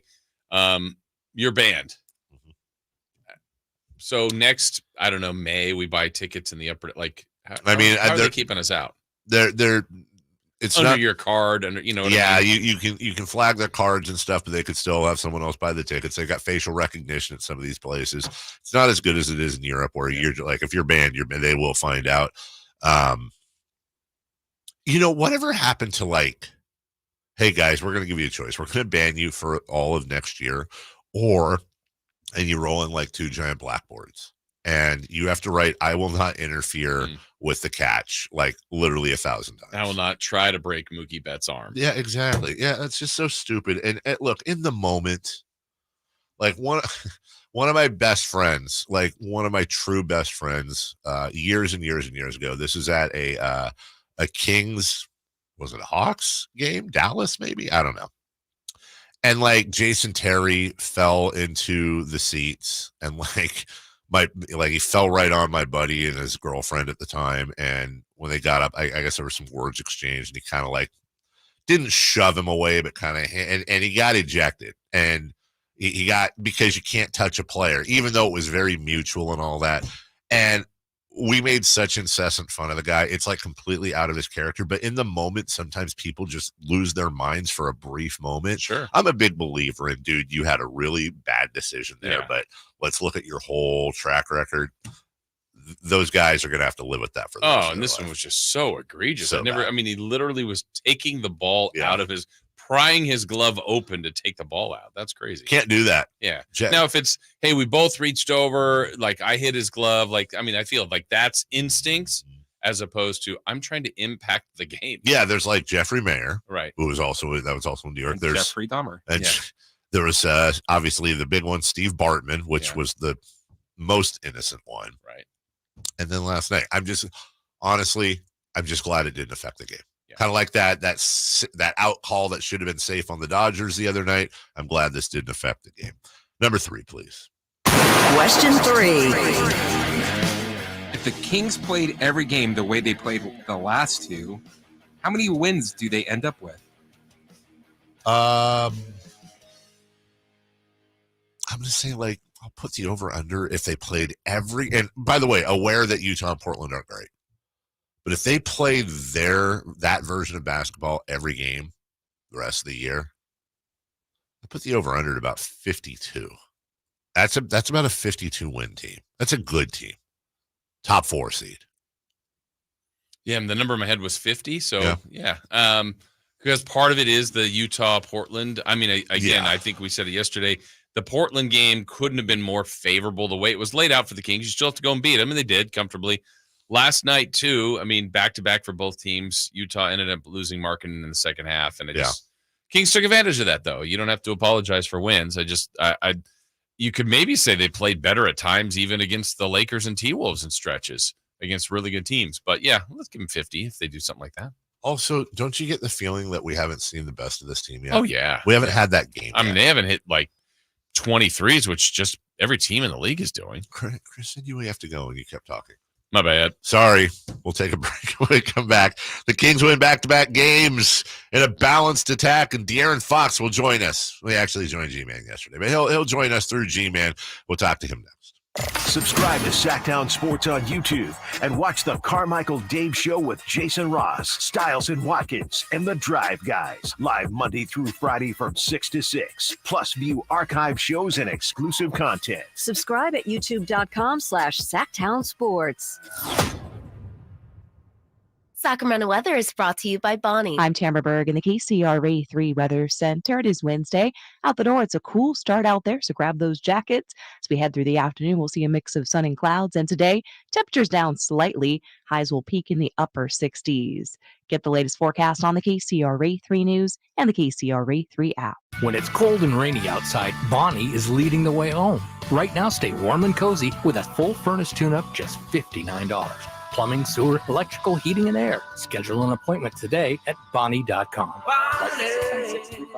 What's up? We're talking to Chad Hoblet of Hoblet Dodge Chrysler Jeep Ram in Woodland. How are you celebrating Jeep Adventure Days? By helping you save up to $16,000 off MSRP on all remaining new 2024 Jeep Grand Cherokee 4xEs. Plus, a lifetime of savings at the pump with 56 MPGE. Oh, wow, that's huge savings, especially as gas prices seem to be going up and up again. But that's not it. We have over 200 quality used cars available and 46 under $20,000 at the new Hoblet Certified Pre-Owned Supercenter in historic downtown Woodland. If you need a vehicle new or used, your first stop needs to be at Hoblet. You won't find bigger savings on a better selection of vehicles anywhere. Search, select, and save through their whole inventory at HobletDodge.com. Unbeatable prices, unbeatable selection. Nobody beats Hoblet, period. $16,000 total net savings on select new 2024 Jeep Grand Cherokee 4xEs after $4,750 dealer discount and $11,250 factory and federal rebates. Rebates include $7,500 national retail consumer cash and $3,750 federal EV tax credit, subject to third-party terms and availability. Consult a tax professional for details. At least 5%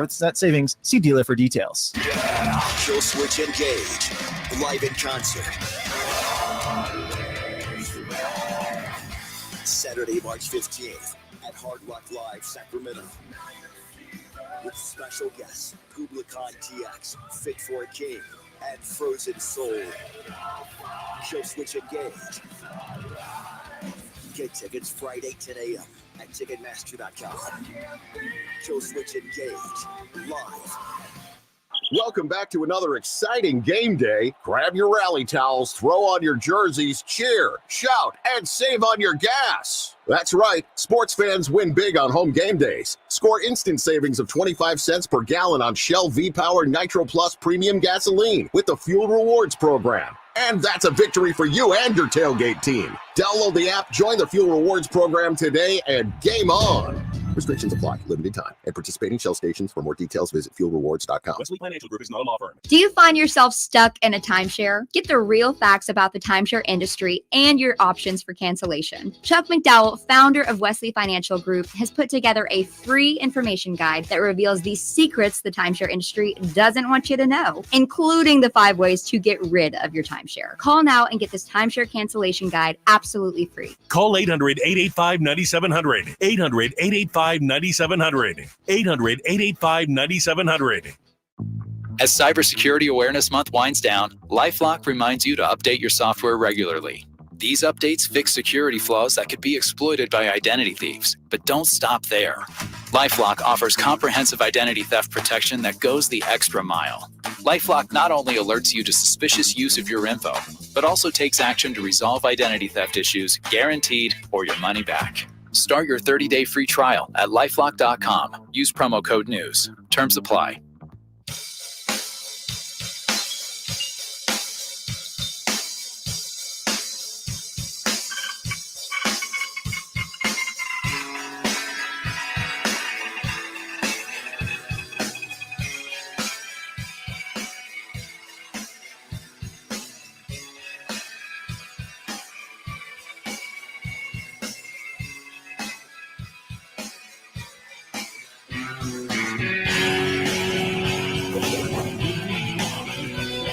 Local sports. They just make it interesting, you know? It's the Carmichael Dave Show with Jason Ross on Sacktown Sports. Happy 16th birthday to my firstborn son. Yeah. The only son that was born me. You know. Just got off the phone with them. I think they're, they better be listening. And it's his big 16th birthday. I won't, because I know they're listening. I won't, it's always a challenge as to what he wants for his birthday. I won't say anything I got him except this because he already kind of knows.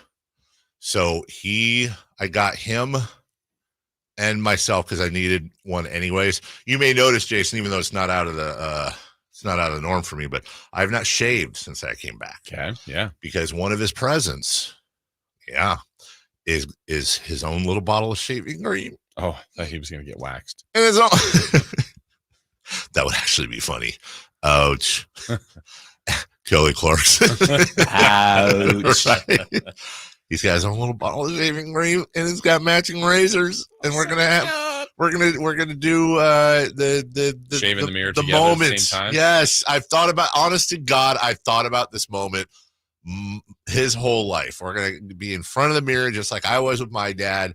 I started out with this green razor. It was a plastic razor, and so my dad, when I was a kid, I was so jealous of him shaving. So my mom got me a green plastic razor that was just basically it was like a plastic edge. And so he'd put his shaving cream on, then he'd hand it to me. He used Barbasol. Mm-hmm. I would put so much shaving cream on that I looked like Santa Claus. And I would just sit there and fake shave with my dad. And it was the coolest thing ever. So we're going to do the real thing this weekend. I mean, he's not really, he's very fair haired, but he's got little stubble on the chin, little whiskers, starting to happen, little peach fuzz on the mustache. And I held off because once you start, it never stops. Yeah. But yeah, we're going to have mirror shaving this weekend. It's going to be a great moment. Awesome. Yeah. So anyways, Never had that. Huh? I kind of just had to guess at what shaving was and did it by myself. Why? No one showed me. Well, I would show you. Huh? You guys in the mirror together. I'll go and join you and your kid. That's not weird. Chris, on a scale of 1 to 10, 10 being just 10 being watching relatives of yours make out, how awkward would it be if you and I had mirror shaving where I was giving you tips? I think that might be past. I think I'd rather see my relatives make out. I have what's behind door number 2. Listen, I also know, I mean, through the years since I've worked with Chris so long, I also know, I won't say it because there's a code. I also know Chris's childhood nickname. And he does. And I promise you I would use that in our mirror shaving lessons. 100%. You can ask him. I don't know if he'll tell you or not, but he'll tell me. Yeah, I think he will. You want to say what it was? I could just say it on the air. You want to say it on? I'm leaving that to you. Because if you use it, it's in the domain. I don't care. My aunt and uncle used to. Thanks for that. My aunt and uncle used to call me Kissy Fur, and my aunt still calls me Kissy Fur. It was a cartoon when I was a kid. I've held on to that for so long. Kissy Fur. Kissy Fur. Laud. Lord. I mean, I don't know if you should have done that, dude. This is insane, you fool. All right. Kissy Fur. It's a cute name. It's adorable. It's just with Chris now. Yeah. Chris is it works not when you're like right. I would say 6.5 is the point. Exactly. When you were like little tiny Kissy Fur. Gothic. Well, I'm also by our other family friends still referred to as Christopher Robin. Christopher Robin. Well, that makes sense. What is that guy? I don't know. Kissy Fur. I'm gonna go with Laud. Kissy Fur Robin. I love this show sometimes. Sometimes the show's just for us. It's apologies to everybody else. Sometimes it's just for us, and that's fine. The Kings have won back-to-back games, Jason Ross. Everything is right. Mike Brown is a genius. He's figured it all out, huh? Kevin Huerter, never doubted him. Never lost. Never lost. Keon Ellis, perfect. Yeah. Love it. Yeah.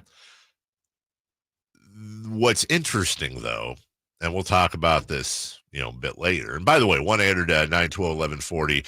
Just remember that number for next segment when we do the Jiffy Lube drive of the game. Not now, but next segment. This upcoming schedule, Jason, is a schedule that when you look at the teams, they should do really well on this road trip. They're 1-0. And they play Atlanta, Toronto, and Miami before coming home to, as you said yesterday, play Toronto. Again. This should be a 3-1 road trip. That's what it should be. That is my expectation. And by expectation, I mean not what I really think they're going to do, but what it should be. This should be a 3-1 road trip. Now but these are all trappy. We don't play well their games. And what should happen is they should beat Atlanta, they should beat Toronto, and then they should lose to Miami and come home. I'm just saying on paper. Mm-hmm. But first off, they almost always play badly in Atlanta. It's just a weird thing. It's a back-to-back in Toronto, and they've got to not only fly up to Toronto, but remember, you got to go through customs, you got to do all that crap. It's a whole different Donahue up there. Then you go back down, you get a day off, and they're playing at South Beach, and it's the last game of the road trip, which also is a thing.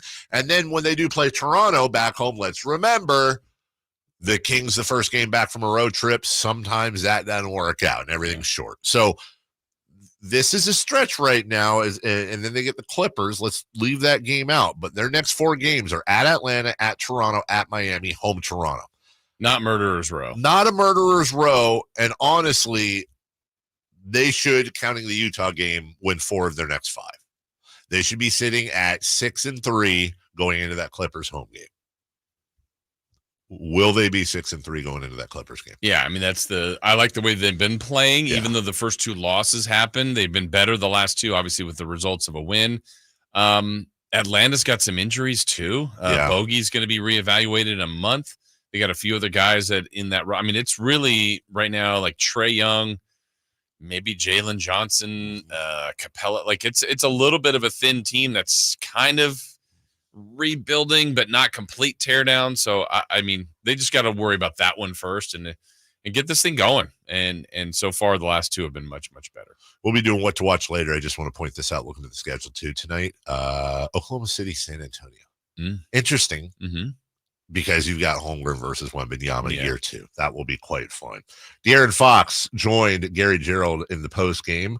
Let's hear what he had to say about their matchup right now. And De'Aaron had the headset on, and then when it came off, I can hear him talking down there. Now he's got it on. Hopefully he can hear. Sorry, G-Man. My this headset is like this is a bad headset.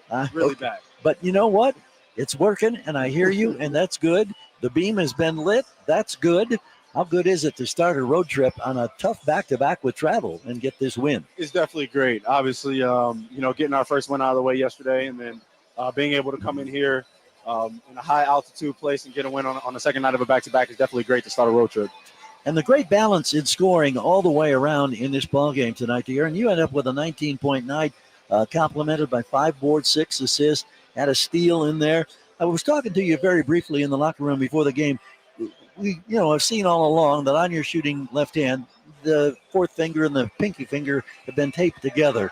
How much of a problem is that in trying to maintain your shooting stroke? I mean, definitely while being on the dominant hand, it's something. But it kind of happened like the 2nd or 3rd day of training camp. So at this point, I've been taping my finger the whole season. So.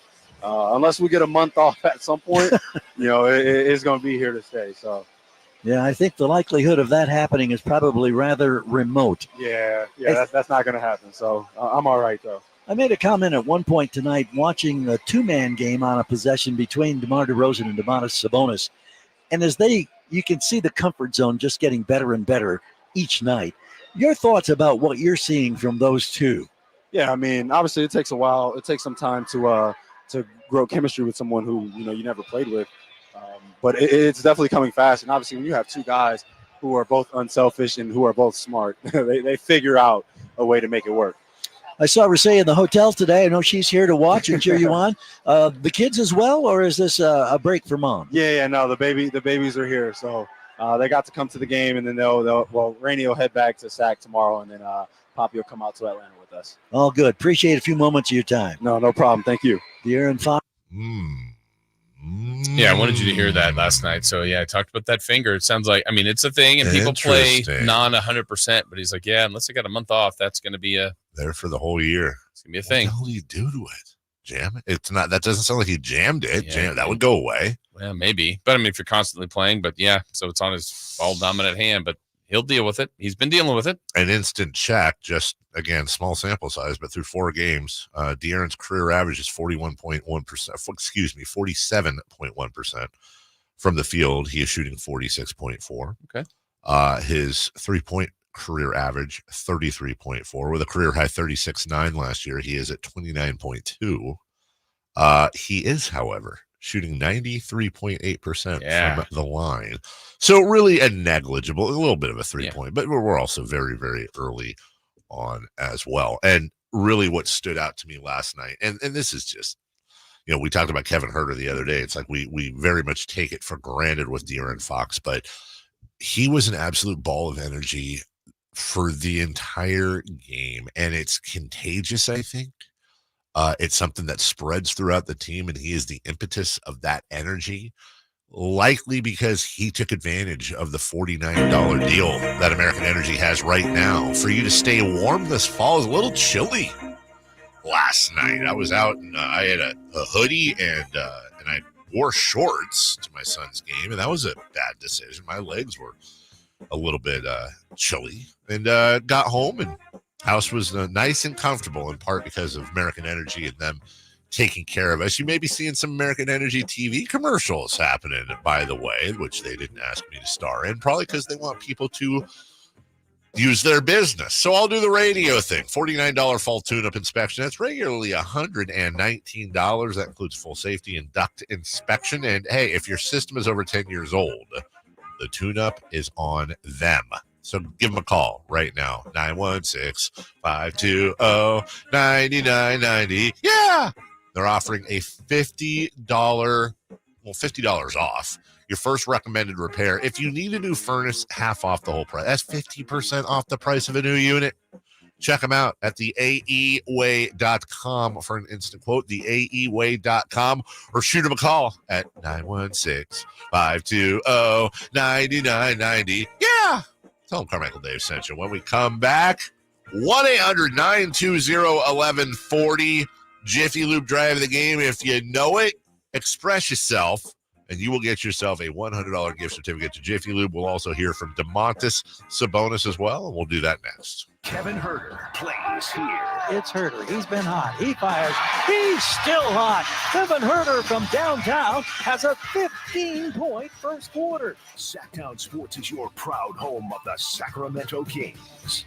Facts are facts, and the facts show that for eliminating hip, knee, back, leg, and foot pain, it's the Good Feet personalized arch support system, clinically proven to provide significant pain relief in only 4 weeks. Good Feet arch supports are designed to help put your feet and whole body back in pain-relieved proper alignment. Good Feet arch supports are HSA and FSA eligible. Book your free fitting at Good Feet in Sacramento, Roseville, and Vacaville. Finally, an easy way to find home improvement contractors. Just visit subcontractorsunited.com and simplify your search for home services professionals. From cabinets to windows, roofing to plumbing, Subcontractors United is an easy, simple way to find and hire a home improvement contractor. And you never have to give up personal information. So no harassing phone calls like you get from those other websites.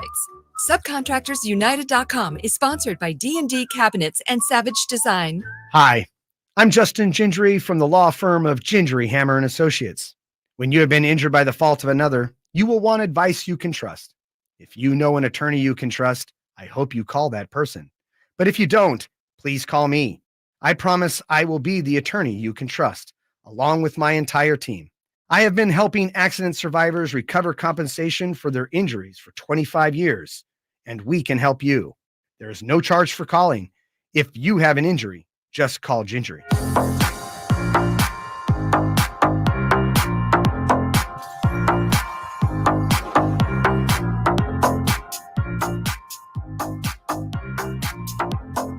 The only place in the morning to get your sports fix. Live and local. The Carmichael Dave Show with Jason Ross.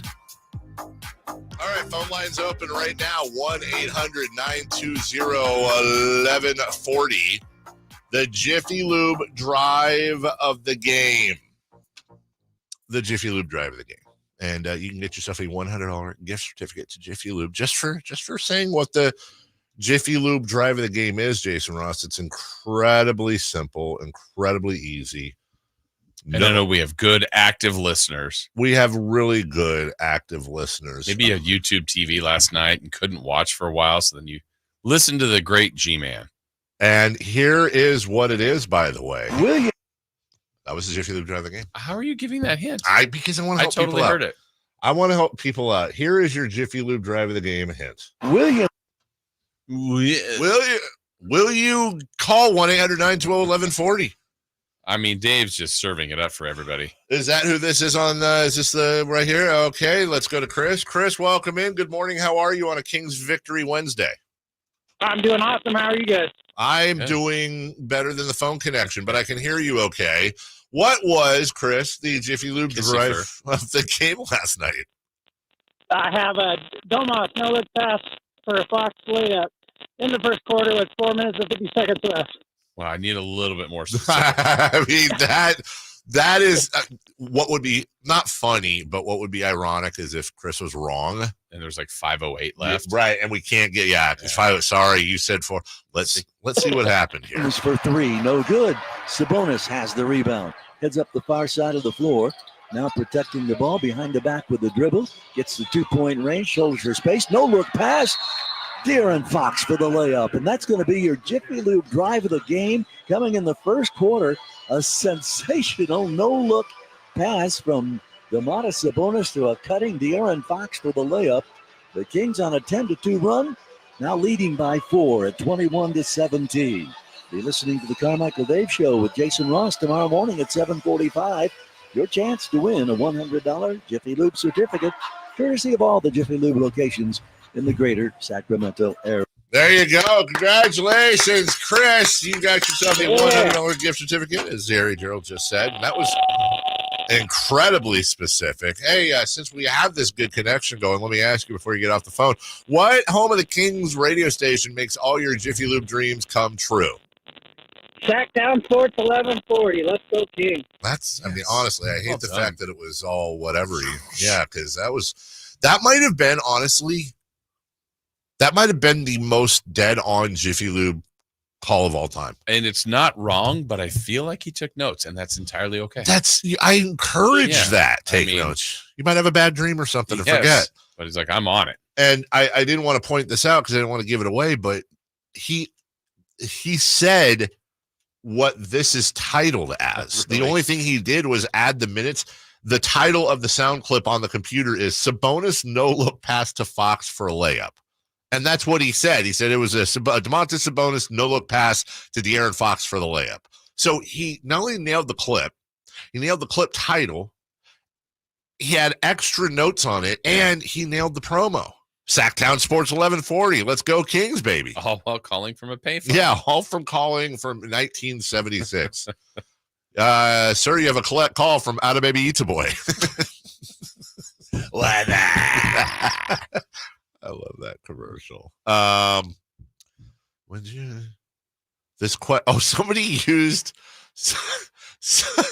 Somebody used voice to text while they're driving, and how'd it go? It took them literally, because it took me a second to realize. This question is for Jason, period. Does he know how, ? And when G-Man decides to make the play of the game, ? But they're all written out. Okay. Is he asking? Do I know how and when G-Man's going to do it? I think so. Roughly? Yeah. No. The other night, the game where, we had yesterday, we had the double. It was either the Doug McDermott line drive 3-pointer or the drive for the beam kind of thing. Yeah. Just the game, the first half was very slow and a lot of free throws, so no rhythm. So, usually it's like a nice, fun, energetic, great play. Well, we didn't really have that. And so then we got to the third quarter, and I think there was probably some plays in the third quarter.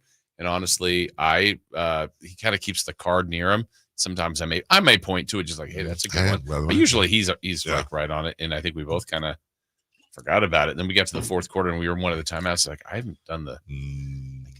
And so then the McDermott play happened. And I was like, just we're running out of time. Yeah, minutes to go.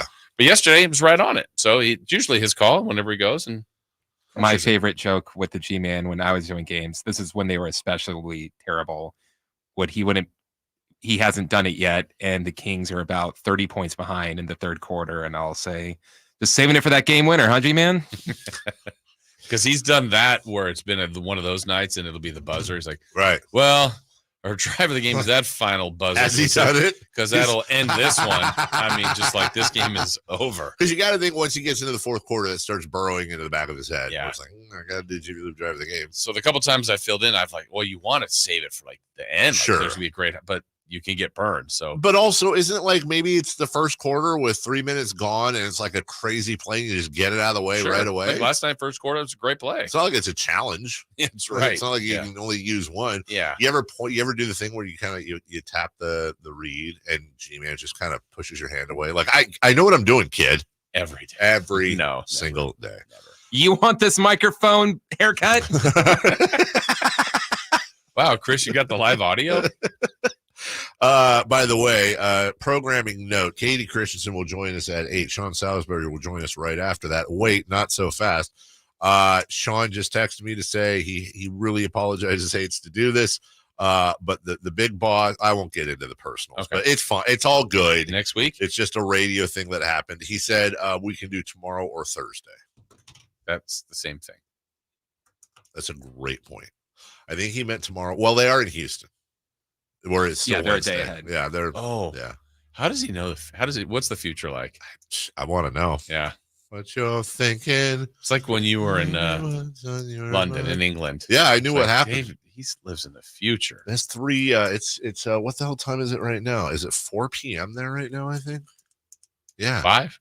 Was it 9 hours? 9 to 8 hours. No, it's 9 hours because they had their.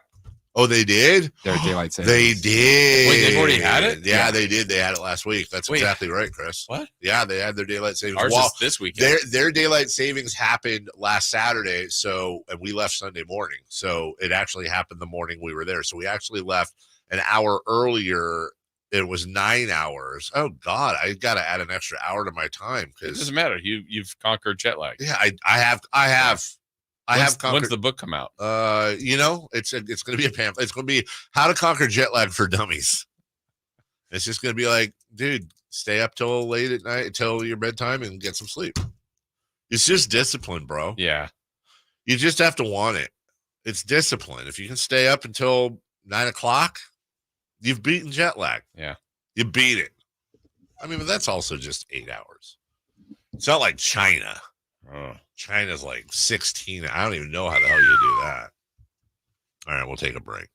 When we come back, more on jet lag with star of the Sacramento Kings TV broadcasts, Kayte Christensen. Hey, she's going to join us. If that's okay with you guys. Next. Trying to find out where to catch your favorite team's games? Are you a fan of the Kings, Niners, and the NFL? Well, Sacktown Sports has you covered. Touchdown! San Francisco! It's all on his shoulders. Fox rocks. He fires for the win. He's got the triple. Catch all your Kings, Niners, and NFL games all year long on Sacktown Sports and SacktownSports.com. Robinhood is introducing forecast contracts so you can trade the presidential election. Through Robinhood, you can now trade financial derivatives contracts on who will win the U.S. presidential election, Harris or Trump, and watch as contract prices react to real-time market sentiment. There's no need to be scared of auto maintenance this October. Your local Jiffy Lube has just the treats you need without the tricks, like fast oil changes or wiper blades for the upcoming rainy season. Serving greater Sacramento area customers since 1984 with over 30 convenient locations to choose from. Open daily, early at 7:30 and open past 6 p.m. at most locations. Just visit jiffylube.com to find a location near you and valuable coupons to save money too. With the cooler seasons upon us, Advanced Infusion Center remains focused on your health and comfort. Whether you're dealing with a chronic illness or in need of a IM or IV therapy, we provide tailored treatments to meet your unique needs. Our caring team is here to make sure your experience is safe, comfortable, and stress-free. With convenient locations locations in Sacramento and Yuba, and flexible scheduling. You can easily access the care you deserve. Explore Advanced Infusion Therapy today. Visit advancedinfusion.com for compassionate care right where you need it. Power Business Technology is proud to be 100% independent, locally owned, and managed Toshiba copier dealer. Local ownership cuts out the red tape, allowing ourselves to never be too busy to personally answer the call when our clients need us. Recognized for excellence in service execution, training, and customer service, we're proud to be named a 2022 Toshiba ProMasters Elite Dealer. Contact us today for all of your business printing needs at 844-POWER-BZ. That's 844-769-3729, or visit us at PowerCopiers.com. Don't let cold season make you miserable. Try the quick, drug-free solution for nasal congestion, Navage. Navage uses gentle suction to flush out your sinuses with refreshing saline, helping you breathe easier, sleep better, and feel healthier all winter long. And here's even better news. Navage is now available at select Costco locations in a great new value pack. It's everything you need to start breathing better fast. Check out Navage at your local Costco today. Navage. Navage. Breathe easy. Only one radio program captures the excitement of hunting and fishing as it happens. The award-winning California Sportsman with Sep Hendrickson. Only California Sportsman takes you where the action is. Live on the water, live in the blind, and live with the top pros and experts in outdoor sports. California Sportsman with Fishing Hall of Famer Sep Hendrickson is your premier destination for all things outdoors. Sep's Saturday Morning Outdoors. Ultimate Bass and California Sportsman, 5 a.m. to 8 a.m. Saturdays on Sacktown Sports 1140. KHD1 Sacramento, KYMX HD3 Sacramento. From the Power Business Technology Toshiba Studios. This is Sacktown Sports 1140.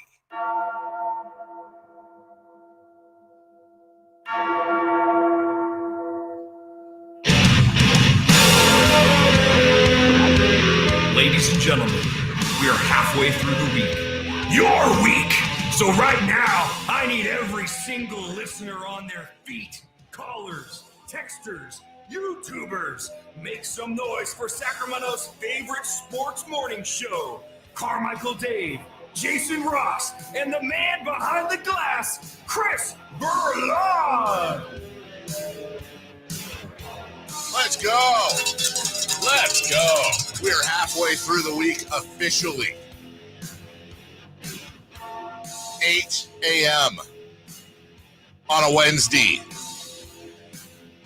Halloween tomorrow.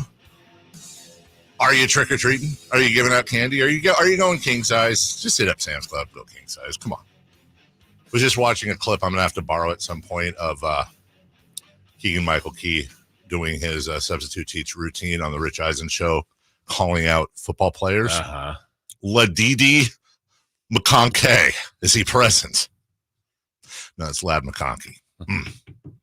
As it is a Black Angus Wednesday for me. Yeah. Because Mason's 16th birthday is today. We are always happy. Every time he has a birthday, always is perfect to welcome in from Utah. She's still in Utah. Yeah. Which means she got some sleep.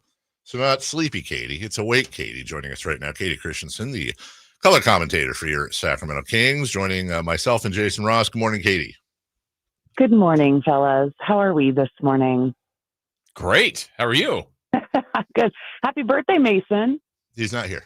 Oh, wow. Yeah, he's at school right now. He can't hear you. Sometimes I just really despise you. Well, I despise losing. And the Sacramento Kings started out 0-2. They're now 2-2. Katie, will the Kings lose again? I would be willing to say that it's likely to happen this season, yeah. How much of the difference in the last two games is the Kings are putting it together, and how much is they're playing crappy teams? It's a combination. I mean, it is. But, I think that regardless of who you're playing, you can get a really good feel for each other. And I think Mike Brown is getting a good feel for this team and kind of how to put them in positions. He told us pregame yesterday that prior to the game against the Blazers on Friday, he switched up their offense. He calls it, they run what he calls a flow offense. And he switched it up after the first two games and kind of threw it at them. Obviously, same principles. It's not a brand new offense, but it's like what they mainly run. And you could tell the difference against Portland in the third quarter. And I asked him specifically about the third quarter and the variety of offense that they had, meaning that so many different guys scored in that third quarter. And I felt they were pretty heavy. I know they're trying to work DeMar in, and DeMar's obviously got this amazing mid-range game, and he can post people up. And the great thing about having him alongside Domas and De'Aaron is they're not able to double team everybody. So everyone's getting a lot of like solo coverage. And, the positives to that is he can get to the free throw line anytime. He can go and get buckets. But what I saw in the first two games is that it kind of slowed down their offense. And now we're starting to see them click. We saw them run versus the Lakers, which was great. But their offense in the third quarter, both of these last two games, was really, really promising to me. Kayte, you brought it up. You just mentioned it there, but you brought it up in the broadcast last night that one of the guys that was getting one-on-one coverage last night was Sabonis. And, I mean, he just was working them. I mean, Sabonis doesn't see that a lot. If he continues, and a lot of these guys continue to get one-on-one coverage, I think their offense is going to be just fine. Yeah, I have no hesitation at all to say that their offense is going to be fine. They're really going to start, clicking, figuring each other out. And it's also a combination of how he figures out the coaching staff as a whole, the substitution patterns. And I thought Keon played well the last two games after not playing in that second game against the Lakers. And there's so many things to put together right now. And, we started 0-4 last season, or was it the season before? I'm trying to remember. And that's when Domantas Sabonis went to Mike and was like, hey, I think, can we put the ball in my hands a little bit more as a facilitator? And this is to credit Mike Brown. Like, he listens to his players so much. He takes input so well. Not all coaches are that way. And that's where we really started to see this team develop. And, I think that when you look at, the addition of DeMar, what it really does is, De'Aaron's getting a lot more single coverage. Domas is getting single coverage. You can't double team three different people of the five on the floor, especially when you have Keegan Murray and Kevin Huerter who can shoot the ball well, so it's really starting to open up, and they're starting to figure some things out. And I've been, pleasantly surprised by some defense as well. And I think that's going to continue to improve. And we saw it improve last season. And I think they're just overall, both ends of the floor, they're trending in the right direction. Kayte Christensen joining us. Not sure if, I know you travel with the team, and I know injuries are sometimes something as Bogdan Bogdanovic will tell you, sometimes injuries are things that they are a little bit sensitive about. But De'Aaron Fox said to Gary Gerald last night, we just played the audio a couple segments ago, that he's got his fingers on a shooting hand, to his fingers taped together. And at one point said, unless we get a month off, it is on my dominant hand. Unless we get a month off, this is pretty much going to stick with me all year. Now, we took a quick look after 4 games at his shooting percentages, and he's in the 90s in free throw, which is fantastic. Maybe a point down, a couple points down in field goal and 3-point. It doesn't really look like anything crazy. But how much of a concern is that for you, the fact that is on his dominant hand? And it sounds like he's saying he did it in training camp, and that's going to linger all year for him.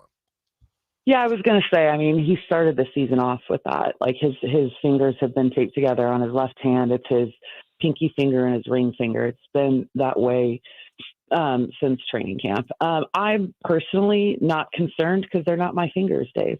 But, I think the reality in the league is, and in every professional sports league, even the NFL, they don't start the year off healthy at all. And it just kind of continues that way as the year goes on. And, having played, there's so many things that happen to your hands. Look at Domas's thumb that he played with broken for an entire, season. I think you just become accustomed to it. It's sore. It bothers you. Does it affect you a little? Yeah, I don't think it's going to affect De'Aaron to the point where he's, scoring 10 points a game and shooting 25% from the field. It's something that's going to linger for him, and that's just kind of the reality of how it is, unfortunately. Katie, I want to talk to you. You touched on him a little bit earlier, but talking about DeMar DeRozan, we're all getting to learn his game more and more by the game. For me, just watching him, there's such a calmness to him. I love he's done it a couple times in the preseason, already done it in the regular season, where late in a half or late in the shot clock, where it's kind of everybody's sped up and there's a nature of like a little bit of a quick panic. And he just calms it down, slows it down, will measure and get the shot off and make it comfortably. I've been impressed by his overall game. I'd be curious about your perspective on what you've seen from him so far. He's unflappable, and there's a smoothness, and you're right, it's a calmness. And I kind of mentioned it last night on the broadcast. Nothing seems to rattle him at all. And he's been in the league for so long. And listen, we're all familiar with DeMar DeRozan. I mean, you'd have to be under a rock for the last 16 years not to be. But there's a difference playing against somebody like a couple times a year to where you're seeing him night in and night out. And I've been so pleasantly surprised by just every component of his game. It's like it's a major luxury to have somebody like that because he's a veteran. He's seen it all. He's seen every bit of coverage, and just his demeanor to me is like, wow, you can't speed him up. He never looks to get rattled, and it's just he has such a tremendous feel for the game. He knows when they need a free throw. He knows when they need to get a bucket, and he's an unselfish player on top of that, which you have to be really to fit into this offense. But just his feel for the game, and he's just so freaking smooth. It's like it's been a pleasure to watch him here early on, and to me, it's like I don't think anyone really knew what it was going to be like when he came. Everyone, I think, genuinely excited. But as the season goes on, I think we're going to all have a greater appreciation for him. Kayte Christensen joining us. Dyson Daniels sat out yesterday with a hip flexor strain, and his status is still up in the air. But this is a guy who's 21, 28 deflections so far. That's first in the NBA. 11 steals, first in the NBA. 4 blocks, which is third amongst guards. And I would imagine, I don't know this for sure, but I would imagine that they put Daniels on Fox, which would mean Trae Young is then guarding Herter. I don't know how that works, but either way, watching that offensive-defensive matchup, whether it's full-time or not, you got to think Fox and Daniels, if that does happen, is going to be one of those incredible young guard matchups to look at. Yeah, I mean, it's always interesting, like to see who they choose to put on who, right? Because here's one thing about De'Aaron, like, guys, I went to practice, right before the start of the game against Minnesota, and I've seen De'Aaron practice a million times, and everybody is different in practice, right? There are guys that just kind of go through the motions, and then there's guys that go full blown. I was one of those people that when I played, like, I was like the MVP of practice because I couldn't not play like all out all the time. Did that piss people off? It did. Yeah, it did. Well, it did and it didn't. It didn't because a lot of games and stuff in practice is competitive. So you always want that person on your team because you're probably not going to end up running, if that makes sense. But also it can be frustrating because it's like they just kind of want to go through the motions, get a run in, that type of thing. But like De'Aaron, he goes through his like pregame or like the, your warm up in practice. And then you go through all these 5-on-0 drills and, he's just kind of like out there and he's just kind of doing his thing. And then the moment that scrimmage starts, I mean, he just freaking cooks people all over the place. I mean, everyone you throw at it, I mean, his speed, we see it all the time in games, but like when you just see it in a practice setting, it's mind-boggling. It's just so impressive. So I think it's like, yeah, you look at who are they going to put on De'Aaron, and yeah, they're probably going to put their best defender. I mean, because I think that if they chose Trae Young, that's just brutal for him. I mean, that's just it doesn't make any sense. He's not going to guard him well. It's going to take a lot out of him. And that's going to affect his offensive end of the floor.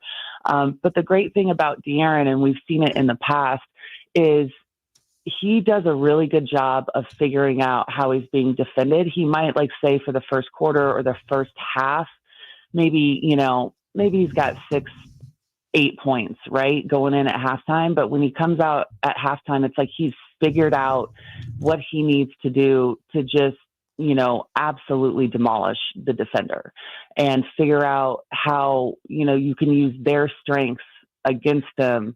And so I'm excited for the matchup against, McDaniels, because it's like one of those things, like, I love defenders. I absolutely love guys that is their calling card, but great offense.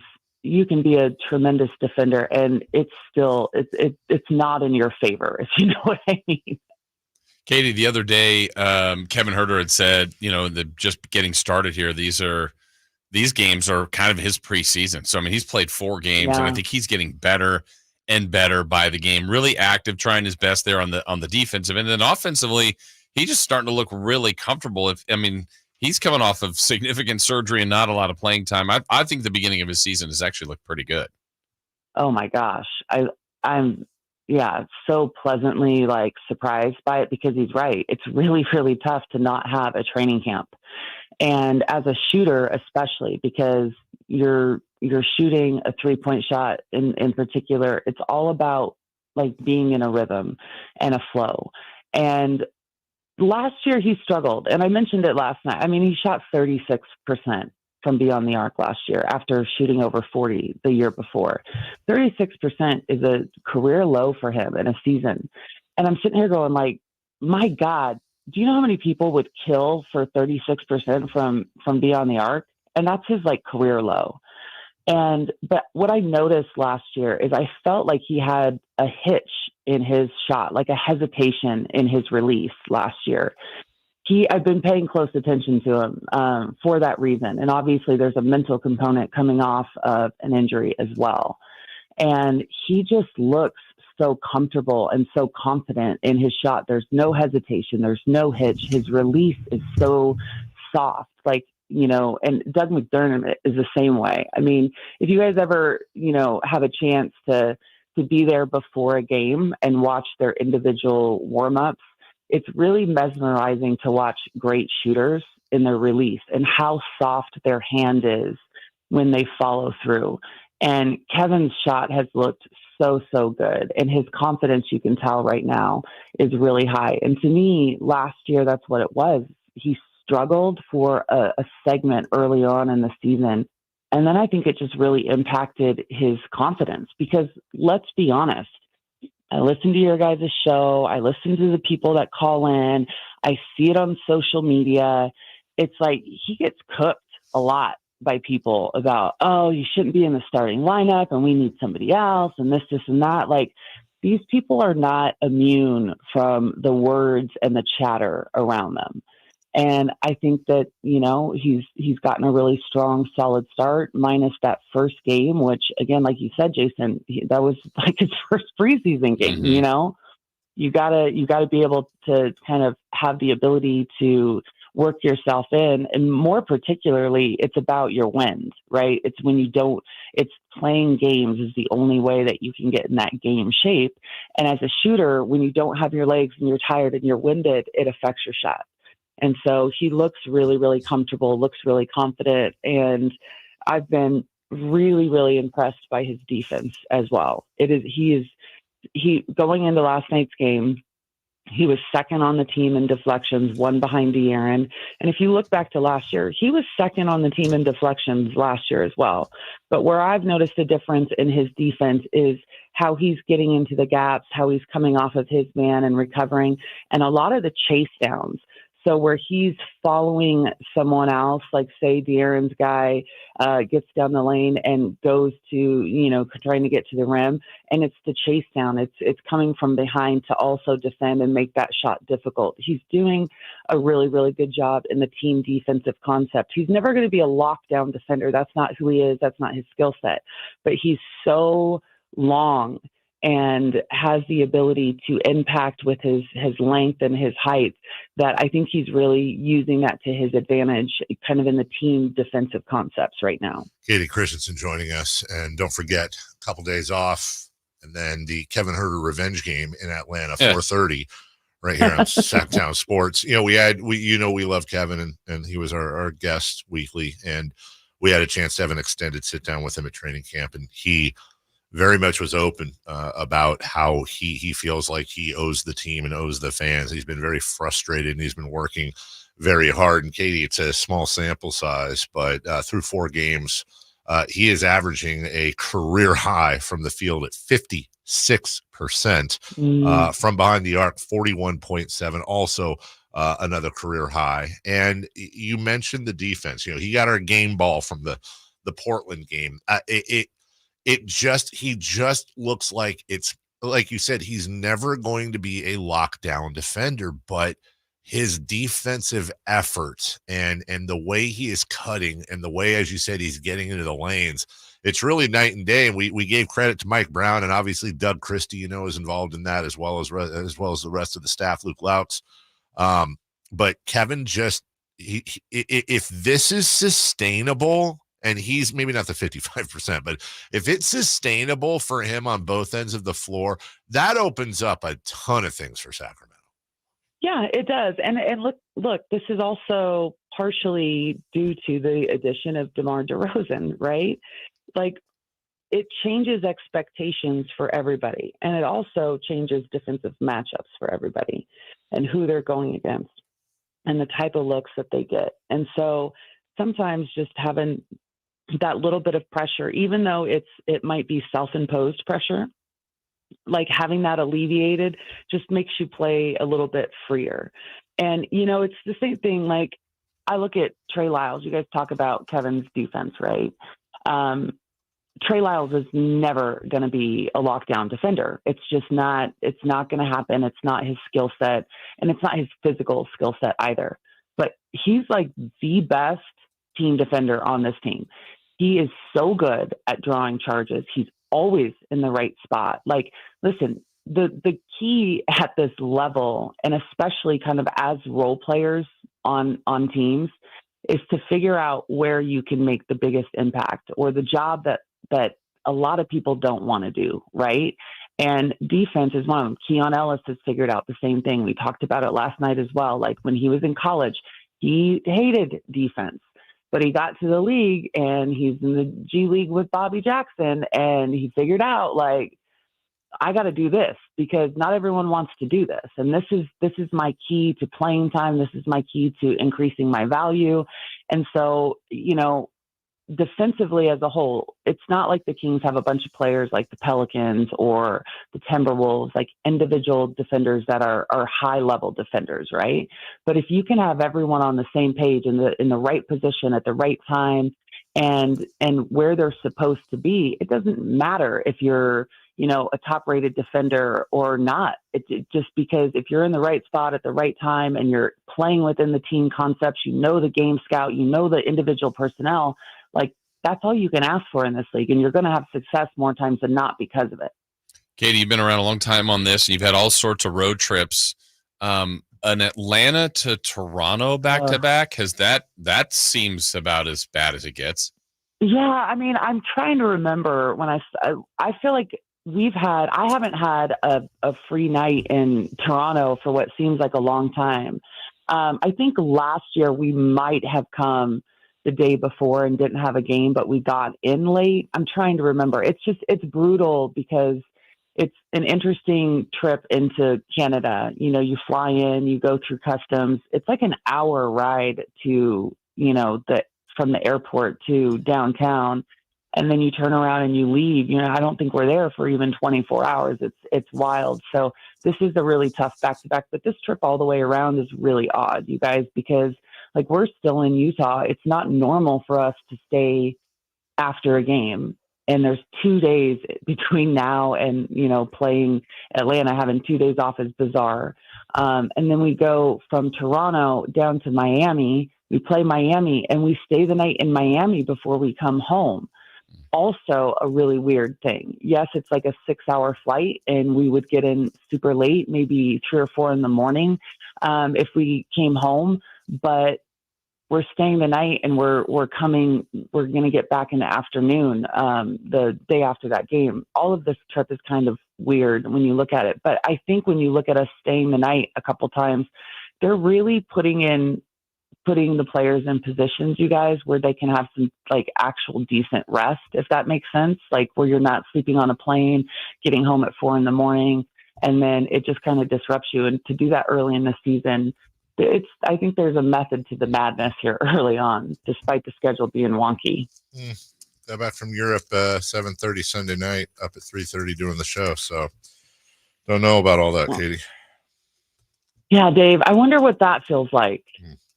I'm just saying it's not, He's saying he's heroic. Yeah, I mean, basically, it's fine. Got to do a show. Have to have the brain working. You guys are just flying on private planes. Oh my God! Staying in 5-star hotels. You're just What did I have? Hey, is Keon Ellis who we thought Davion Mitchell would be?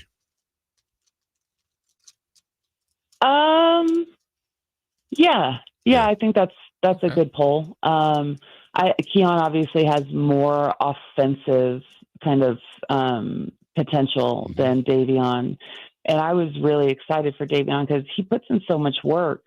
But I think it was more of a mental stunt with him offensively than anything else. There was times where he would shoot the ball and shoot it well, but Keon just, from a systematic standpoint and a mentality standpoint, I think he fits better in this offense, and he has the potential to be a really, really, really strong defender. He's really fast. He's hard-nosed on that end. Davion is a brilliant defender. He's also undersized. So that's, at this level, you've got to see if you can make up for that. And he just, wasn't and look, I love Davion. I think part of it too was just opportunity for him, right? Yeah. And based on the rosters and the coaching and all those things, like that opportunity never really truly presented itself for Davion. But it'll be good to see him and kind of what his opportunity looks like in Toronto. All right, we got a break. Listeners asking for a favor. We have a texter that's in the chat every single day. His name's MC. He served our country with honor, and he generally pisses me off, but he's a good guy. He every time you come on, basically slobbers all over the chat because he is infatuated with you and how good you are at your job. Huge fan. Let's just say that. Well, thank you. And he asked me if I could ask you, I'm assuming this is for a friend of his, to say hi, Cal, and I guess he'll clip it up and give it to the friend. So would you mind saying hi, Cal? Hey, Cal. I said hi, Cal. Should I do it in like a variety of ways so he can pick his taste? All right, let's try. Okay, yeah, let's do like a couple different ones. All right, so I'll count you down in 3, 2, 1. Hi, Cal. Okay. Hey, Cal. Oh, I'm sorry, I stepped on it. Hi, Cal. You're talking all over. I thought I was counting you down. I thought I was counting you down. All right. No, I don't need a countdown every time. What is this? Elementary school? Okay, 3, 2, 1. Hey, Cal. Hi, Cal. Hey there, Cal. There's 3 options for it. Sound like you're calling a cat. Hey, Cal. Come here, Cal. Hey, Cal. All right. Have a great. Well, Cal's had a great day. Cal's had Cal's the chat MVP today. Yes. Have a wonderful flight to Atlanta on that jalopy of a plane you guys use. I hope you guys are okay. And we'll talk to you next week. Thank you. You are part of the problem. You realize that, right? 100% of the problem, as usual. Yeah. Thanks. All right. I'll tell Mason you said happy birthday. Thank you. Bye-bye. Bye-bye. That's Kayte Christensen. Hi, Cal. Hey, Cal. Hi, Cal. Hey there, Cal. Hey, go see Cal. Yes. Hi. Will we get clipped up? Well, yeah. Did he use that? Or does MC just want it from Kayte? Don't even know if Cal is a guy, a gal. Doesn't matter. Doesn't matter. Cal. Howdy, Cal. Hey, Cal. Hello. Oi, Cal. We're idiots. When we come back, mostly me. Hey, Cal. When we come back. What is this? Elementary school? Yes. 4-down territory is next. The Sacramento Kings play here. He's got the triple. Sacramento takes the lead. Outstanding ball movement by Sacramento. Every triple, every jam, every Kings win. Sabonis with the jam over the Joker. He's got the three-point shot. Get your Kings fix all season long. Right here on your home of the Sacramento Kings. Here's a steal by Fox, the breakaway. He's got the rip with the left hand. Sacktown Sports and SacktownSports.com. We just want to have enough money for retirement. And travel to visit our grandchildren. I understand. That's why at Fisher Investments, we start by getting to know each other so I can learn about your family, lifestyle, goals, and needs, allowing us to tailor your portfolio. What about commission-based products? We don't sell those. We're a fiduciary, obligated to act in your best interest. So how do your management fees work? We have a simple management fee based on the value of your portfolio. So we do better when you do better. We appreciate that kind of transparency. We also check in with you regularly to keep you up to date on the markets and your portfolio. Well, what other services do you offer? As a client, you have access to resources on investing, financial planning, estate planning, Social Security, Medicare, and more. Wow, sounds like Fisher Investments has everything we need. At Fisher Investments, we're clearly different. Learn more at FisherInvestments.com. Investing in securities involves the risk of loss.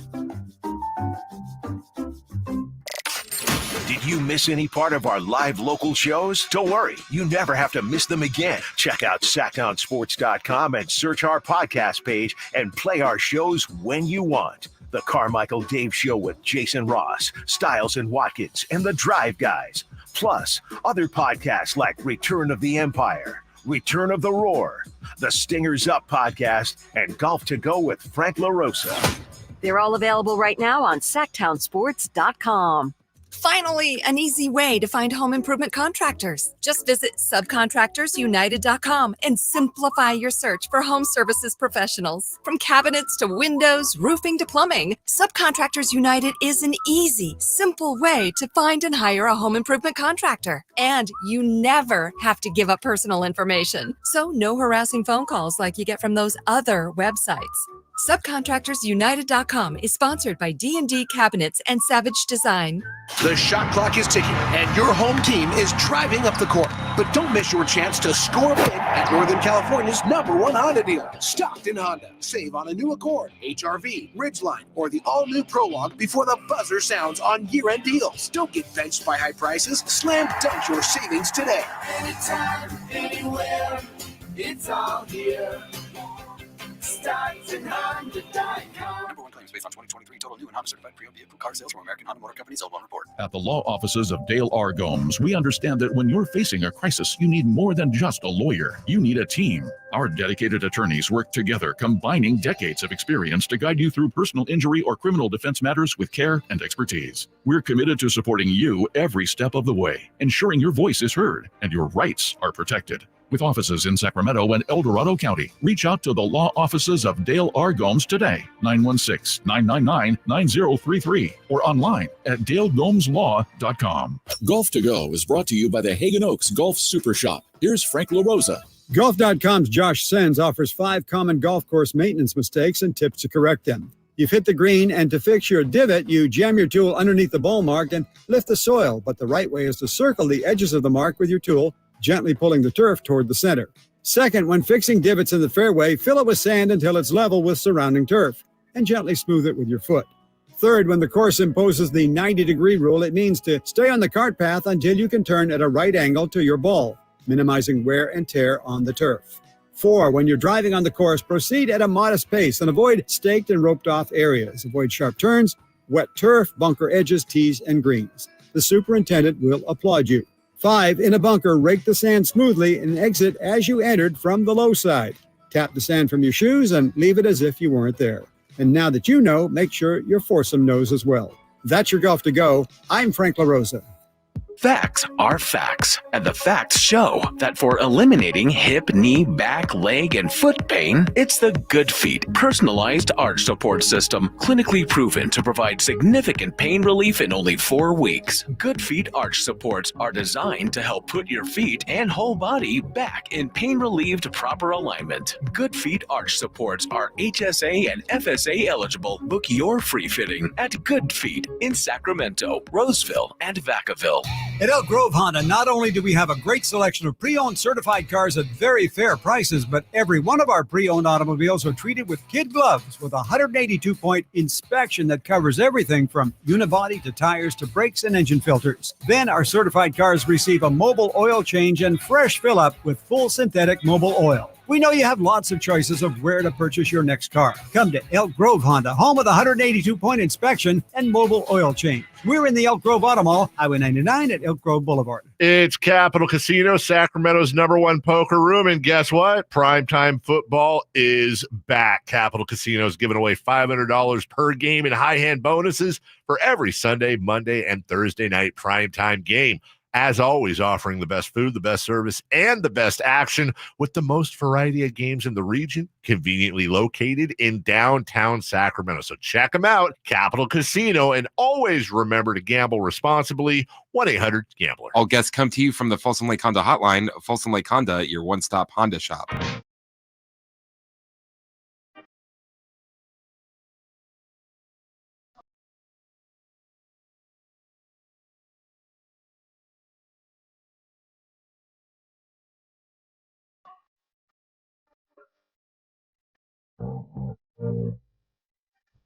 Carmichael Dave. He has very good sources, and he just kind of tells it as it is and gets to the point. Jason Ross. He has a lot of pretty smart things to say. He's good at what he does. On Sacktown Sports. You know what I hate most about your so cute. The dentist scenario when you're done. You give them Tootsie Rolls and their teeth rot. Nobody and then they wants gotta go to the Tootsie dentist. Rolls. And Oh, they 2024. Oh, my God. Your teeth don't rot after one night of Halloween, candy. listen, there are a lot of bad holidays, okay? Tomorrow night is Armageddon. You in the Russo house. Chris Mad Dog Russo live hating Halloween. That's how old he is. He thinks when you go trick or treating, you get Tootsie Rolls. Yeah, that. By the way, there's a discussion going on in the household right now. When I was a youngster, I don't know, 13, maybe 14 was the cutoff. I pay my taxes. Was the cutoff for Halloween, for trick or treating. And my children are 17 and 16. My son just wants candy. My daughter just wants to dress up. And so there's this discussion about should they go trick-or-treating with their friends tomorrow night.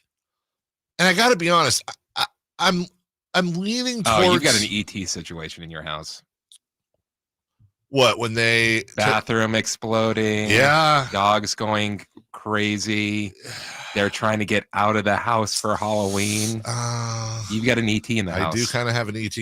That's Gus looks like ET. He really does.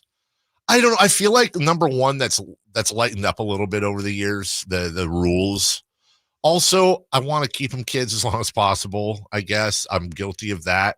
But I also, if you go through the effort, like if you just roll out and you're a teenager and you put like a sheet on with holes in it for the ghost, or but whatever, like, but if you put real effort in, it's a piece of candy. In this day and age, with all these things wrong in the world and no one's connected to anyone and everyone hates each other and whatever, they're still legally children.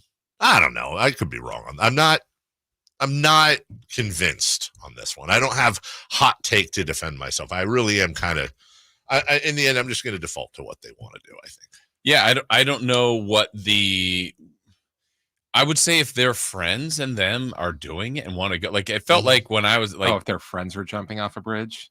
No, not that per se. Like Chris, I think like when we were all younger, it kind of felt like, oh, you're too old for that. Like there was right. And not that you don't do it because people say that, but it almost felt like, there felt like there was a cutoff age. And if that's not a thing anymore, then I don't know. I don't think it is. I'm not sure. A good friend of ours, Christina Warner, formerly of Fox 40, says my daughter is the same age as yours, and she's going with her friends. Just let them go. Just have a fun night. Yeah, if they enjoy themselves, go for it. # pumpkin emoji. Yeah. Okay. I mean, sometimes I've seen kids that are that age, and then they still dress up, but they hand out candy. Yeah, which that's cool too. And to be fair to my kids, they both wanted to go to friends' houses tonight. And now they're here, and they okay, well, if we're going to be there with you, then we'd want to go trick-or-treating. So it's kind of my fault. 4-down territory. Let's start it up. When you start it up. Stop. Something. Rolling Stones. All right, back to you. Christopher Love. 4-down territory. Are the Colts making the right decision by benching Anthony Richardson? Look, there's no way of knowing this, and I don't know if this is like as he lost the locker room because he tapped out. I don't know if I don't know, but golly, there's a lot of just here's the list I was looking for here. Anthony Richardson's 22 and he's been benched. Bryce Young 23 benched. Trey Lance 24 was benched. Justin Fields 25 benched. Will Levis 25 benched. Zach Wilson 25 benched. Mac Jones 26 benched. Kenny Pickett 26 benched. Now, I'm not saying that all of them deserve to play. What I am saying is that, you look at we've talked about this many, many times. There is the Peyton Manning, Troy Aikman method where their teams go 1-15 and they played every down and they learned on the fly. Mistakes and all. Peyton Manning was horrid his rookie year, but a lot of that was the team around him. Then you have the Aaron Rodgers, Jordan Love method where you're carrying a clipboard for a couple years. I don't know if he's lost the locker room a little bit and or the coach says this game is just going way too fast for this kid right now. He's super talented, but he ain't ready. He needs a little bit more seasoning. We need to pull him off the field before he loses his confidence completely. That's fine. But man, and we'll talk with Sean about this tomorrow or Friday. I don't know what the answer is, but there's just something wrong in the way they're developing quarterbacks these days. I think that's the key. If you do this, which they have every right to do it, and I think part of the reason to doing it is you're as good as your options. Joe Flacco is probably better for the team right now. So if you make that decision, you're still not out of a playoff race. I think a lot of it makes decisions, and maybe this other little sidebar of him asking out is a nice, hey, this is where we'll jump ship for a moment. But if you do that, I still think he's your quarterback of the future. Where is the development going to come? So if you go into Flacco for a reason because he's probably the better choice now, how are you going to develop Richardson while he's not playing? And I think that's something they've got to work on and find the things that he wasn't doing well, continue to work on them, help him learn under Flacco, and see if you can kind of save him as an Indianapolis Colt, because all those options you mentioned, guys that got benched, for the most part, there was a better option. Yeah. And this one, like, they didn't have Flacco last year. Now they do. And I think Flacco will be better for them in the short term. And they're trying to get into the postseason. Incidentally, the Indianapolis Colts are 4-4 right now. And I believe they are one game out of the playoff spot. It's top 8, right? Top 7 in the bye. 7. Okay, yeah. They are one game back, really technically a half game back of the LA Chargers for that last playoff spot. So I do agree with you. Flacco's better right now. But golly, going into the season, Anthony Richardson, all this hype, this, this is the year he makes the leap and just, whoosh. But he is playing very, very badly right now. Number 2, please. What kind of impact will the loss of Stephon Diggs have on the Houston Texans for the rest of the season? That's and tough. maybe that's even part of the Flacco decision, right? Same division. Yeah. They've lost to the Texans twice, and the Texans have 2 of their good receivers out. They still have Tank Dell, and Tank Dell's fantastic. All right. And Joe Mixon has been a nice revelation for them, and I like Dalton Schultz at tight end. But that's going to hurt. They got him. It was a good pickup, obviously. And by the way, Stephon Diggs, he ain't 24. He's already at that point in his career where you generally start seeing a fall off.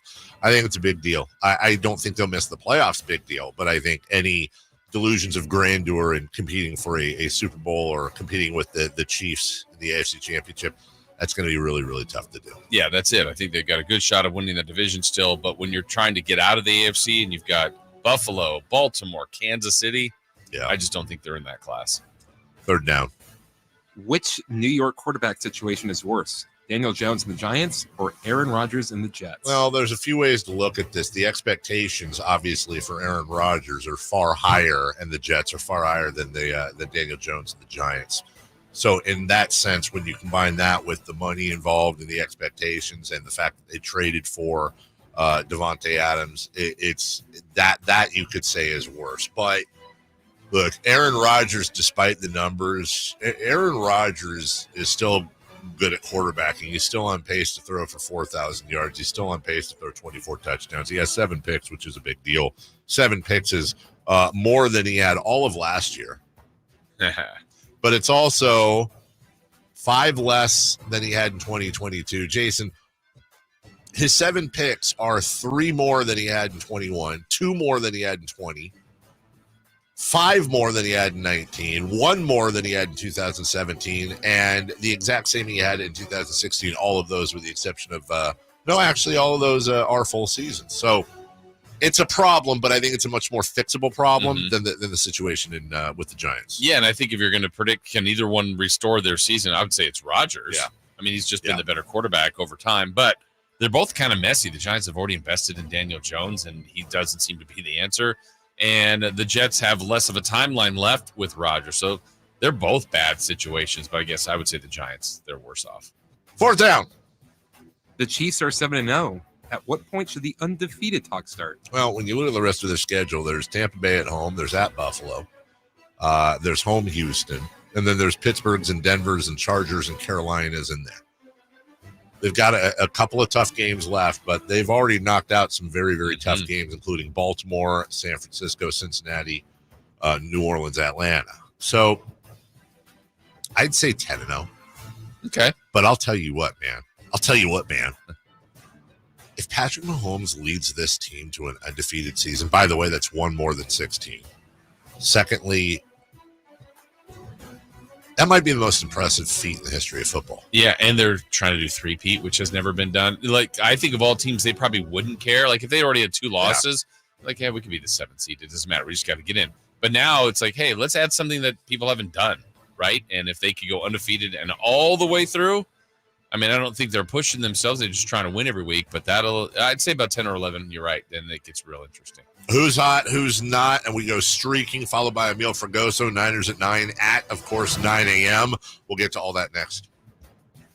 Live and local. With everything 49ers. Intercepted by Fred Warner. Dives for the end zone. Touchdown! San Francisco! Paul George went out and caught the ball. Touchdown! The 49ers play on Sacktown Sports 1140. Hey, what are you doing this Saturday night? Got an idea for you. How about head out to Hornet Stadium for Sacramento State football? The Hornets take on Portland State this Saturday night, 6 o'clock.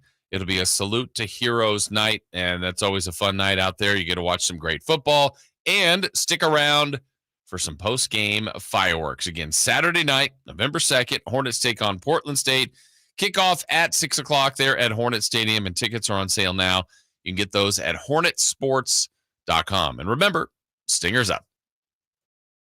Welcome back to another exciting game day. Grab your rally towels, throw on your jerseys, cheer, shout, and save on your gas. That's right, sports fans win big on home game days. Score instant savings of 25 cents per gallon on Shell V-Power Nitro Plus Premium Gasoline with the Fuel Rewards program. And that's a victory for you and your tailgate team. Download the app, join the Fuel Rewards program today, and game on.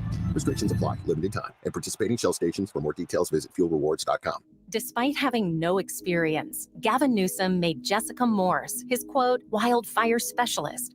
The result? Under Newsom and Morse, insurance rates and utility bills skyrocketed. Millions of dollars were slashed from the state's fire prevention budget. And they were even caught lying about their record, while millions of acres burned and families lost their homes. Now Gavin has chosen Jessica Morse again, this time to run for Congress. We have a better choice. Kevin Kiley. As our congressman, Kevin Kiley has worked across party lines to secure millions for wildfire protection and expand water supplies. And Kevin Kiley's bill to protect Lake Tahoe will bring up to $415 million home to our district to reduce the threat of fires and restore the ecosystem of the lake, delivering results and making a difference. Let's keep Kevin Kiley working for us. I'm Kevin Kiley. I approve this message. Paid for by Kevin Kiley for Congress. Model year-end pricing is back at Folsom Lake Honda, your one-stop Honda shop. During the model year-end event, lower interest rates at Folsom Lake Honda make lower payments. It's no wonder why Folsom Lake Honda is your one-stop Honda shop. Come in today or check out our entire inventory online at folsomlakehonda.com. Get an instant cash offer for your trade at folsomlakehonda.com. We'll buy your car whether you buy from us or not. Folsom Lake Honda is your one-stop Honda shop. Folsom Lake Honda. Go to folsomlakehonda.com. Your one-stop Honda shop. Carmichael Dave here for my good friends at American Energy. Cool weather, if not cold weather, is in our future. You know that. It'll eventually get there, and American Energy wants to make sure your system is operating safely and properly. So now is the time to take advantage of the $49 fall tune-up inspection. That's regularly $119, but includes a full safety and duct inspection. And if your system's over 10 years old, it's free. The tune-up is on American Energy. Give them a call right now. They're offering $50 off your first recommended repair, or if you need a new furnace, that's half off the price of a new unit. American Energy been serving the greater Sacramento area since 1981. A+ with the Better Business Bureau. You can check them out at theaeway.com for an instant quote. That's theaeway.com. Tell them Carmichael Dave sent you. Call 916-520-9998 now. What's hot and what's not? Brought to you by American Energy Heat and Air, making the uncomfortable comfortable. Head to AmericanEnergyAir.com to find out more. What's hot? Yeah, hot. Real hot. And what's not? It's not good. Brought to you by American Energy Heating and Air, Sacramento's complete heating and cooling company, and second opinion partner. By the way, it's real quick. Just want to lead the segment off this way. You know what? You know who's hot? Right. Rice.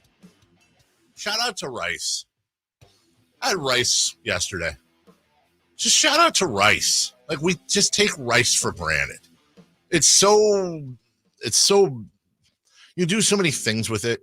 You have for breakfast, lunch, or dinner. Hell, I've eaten a rice dessert before. There's rice milk, there's brown rice, there's white rice, there's wild rice, there's jasmine rice. Pilaf. Rice pilaf. Jerry. Aroni. University. Rice, baby. Yes. We just, hey, I haven't seen other Kyle in a long time. Look at that. And it's a May Holmes jersey. Yeah, May Holmes. Yeah, just shout out to Rice. Rice doesn't get a lot of credit. How did you have it yesterday? We make this chicken dish where we take a strip of bacon and lay it out, and then we cut a boneless chicken breast in half, and we roll it up in the bacon and put a toothpick in it, and we take dried beef and we deal it out like cards on the bottom of a casserole dish, and then we put the toothpicked chicken bacon balls in the casserole dish, throw it in the oven until it's almost cooked, drain the grease, and then we pour a mixture of sour cream and cream of mushroom soup over it, and then cook it until the chicken's done, and then you serve it over rice. That was my, I'm still eating better, but that was my come home. We had the nachos and I wanted that dish. Yeah. So we had that the night before last, and then it's wonderful leftovers, and you serve it over rice with the sauce. It's fantastic. But I was just thinking, like, rice goes in burritos, Mexican rice, Spanish rice. Rice is fantastic. I agree. Rice gets my game ball for the day. Oh, we didn't do our game balls yet. We got to do that later. Yeah. Okay. Who's hot? Russell Westbrook? Russell Westbrook. Wait, not that guy. No. Last night in the Nuggets 144-139 win, Westbrook had 22 points, was 2 of 2 from 3, had 5 assists, perfect from the line, 10 for 10. You know, I never do this. I'd like to add I saved this because I didn't know if you were going to use it or not, but I'll give you another who's hot. How about the Yankees offense? Oh. Hey. Yeah. 11 They've had some weird stolen base record. How did you know? 11 runs, 5 stolen bases, 3 doubles, 3 home runs, and a grand slam. Jason, no other Major League Baseball team has reached all of those numbers in any game, regular or postseason, since 1995. Wow. Just kidding. It's never happened. See? Ever. It's kind of like they were bringing it. Like they were bringing the... It's already been brought in. The boom or something? They brought the boom. They did. We bring the boom. That's what we do. Who's not? Dante DiVincenzo. The Timberwolves lost the Mavs 120-114. Really wanted to use Luka for this, but couldn't do it. He got hurt, though. He was 1 of 6 from the field, 1 of 5 from 3, and finished with only 5 points. It's not great. No. Shout out to BJ in the chat. Chat says, or BJ says, as a Filipino listening on the radio, I felt compelled to get online and co-sign the shout out to Rice. Shout out Rice. Shout out Rice. And shout out Filipino cuisine. Not the weird thing in the egg. Balut, I think is what it's called. Not that. Not shout out to Filipino cuisine, except for Filipino cuisine. Except for certain and what's the other one? It's like chocolate something, but it's got because it's a blood thing. But pretty much every other Filipino dish I've had and just blood is just the best. Very underrated. Are there any Filipino restaurants here? I know of several Olympia trucks. Man, can we get a food truck here outside? Yes, we had that once. Remember, we had some food trucks that came in. Why can't we get a food truck to stop by for like a half hour every morning around 8? And it needs to have the horn too. Why not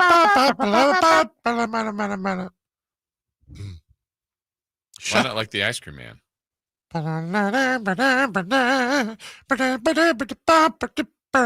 Right? Yeah. Let's go streaking. It's time to go streaking. We're going streaking! Who is the Nostradamus of MLB? Who can keep the streak going? It's time to go streaking. What the hell are you doing? Streaking. Filipinos love sugar in their spaghetti. Okay, add that to the list then. Not happening. Shout out to Filipino food. Why would that not happen? Sugar in your spaghetti? What would be the problem? Yes, I've tried it a lot. No, you haven't. I don't know. I haven't tried dog poo in my a little different Raisin Bran. A little different. I don't know. I mean, I guess I'd have to try it, but shout out to Filipino food, except the ones I don't like. Except for the ones everyone's suggesting. How do we do last night, Jason? Let's find out. We weren't really streaking too well. Dave, you and I were at 0. Chris was at 1. Mm-hmm. You picked Alex Verdugo. Alex, is he Alex Verdugo or was he Alex Verdon't Stop? Let's see. He got up 4 times and he got 1 hit. Did he get that hit? He was a wonder. 1-hit wonder. Hey, you know what? Let me tell you something, Jason Ross. That is all I needed was 1 hit, and that 1 hit sounded like this. It's hit hard on 1 hop to first. Run will score. Freeman goes to the bag. And the Yankees are on the board. They trail 2-1. And Wells goes to third on the ribby ground out by Verdugo. That didn't sound like a hit. I would tell you this, arguably the most important hit of the game because they were down and it was over. Yeah. And Alex Verdugo ground out was the hit you got them on the board. Yes. Okay. But you did get a hit. I did get a hit. Let's see if you got one here. I took Aaron Judge. Who just doesn't seem to be hitting the ball. He got up 3 times. Oh, did he do anything? Let's see. 1-1 from Honeywell. Line hard, deep to left field. It's a base hit. Soto around third. He'll score. Judge gets a hard base hit on a ribby. Ribby? Why? I don't like ribby. All right. And what's next? All right. So you're at 1. I'm at 1. Chris took Mookie Betts. Got it. Let's find out in his 4 plate appearances. Okay, Mookie Betts. I don't know what the big deal about Cracker Jack is. Did you ever go and buy it? I don't know. Jason, I don't have anything for Mookie Betts. Let's see. Did he get a hit? Yes, 1 for 4. Hey. So Chris is at 2. I'm at 1. Dave, you're at 1. All right. So I don't have the Mookie Betts one. I do have this one, though, in honor of Mookie. Freddie Freeman, who has driven in 7 of the Dodgers' 14 runs in the series. Swinging a belted ball to right field, hooking toward the corner. Freddie Freeman, simply unstoppable. I don't know what the big deal about Cracker Jack is. Did you ever go and buy it? He's not a snack. Oh, we got a streak. Yeah, we got a. So you can't take Verdugo. I can't, but I can take Volpe. Oh, yeah. Okay. Give me Volpe. How's your Volpe? I'm going to take Juan Soto. Just one? Yeah, just Okay, one. all right. Chris? I'm going to take Giancarlo Stanton. Wait, I wrote in Verdugo. Jonathan. I'm saving him for Game 7. Carlo. What did he just say? Oh my God. Oh, let's go. Wait, does that mean that's not acceptable? No, I was talking about that's Luka Doncic. He's a ball hog. Okay. Nice save. Blanco. When we come back, not a meal, he's a snack. Wait, not a snack, he's a meal. A meal for Gozo. Niners Insider. I don't know. He joins us next. You never know what you might hear when listening to a Sacramento Kings game. Out of Keegan, going for another triple.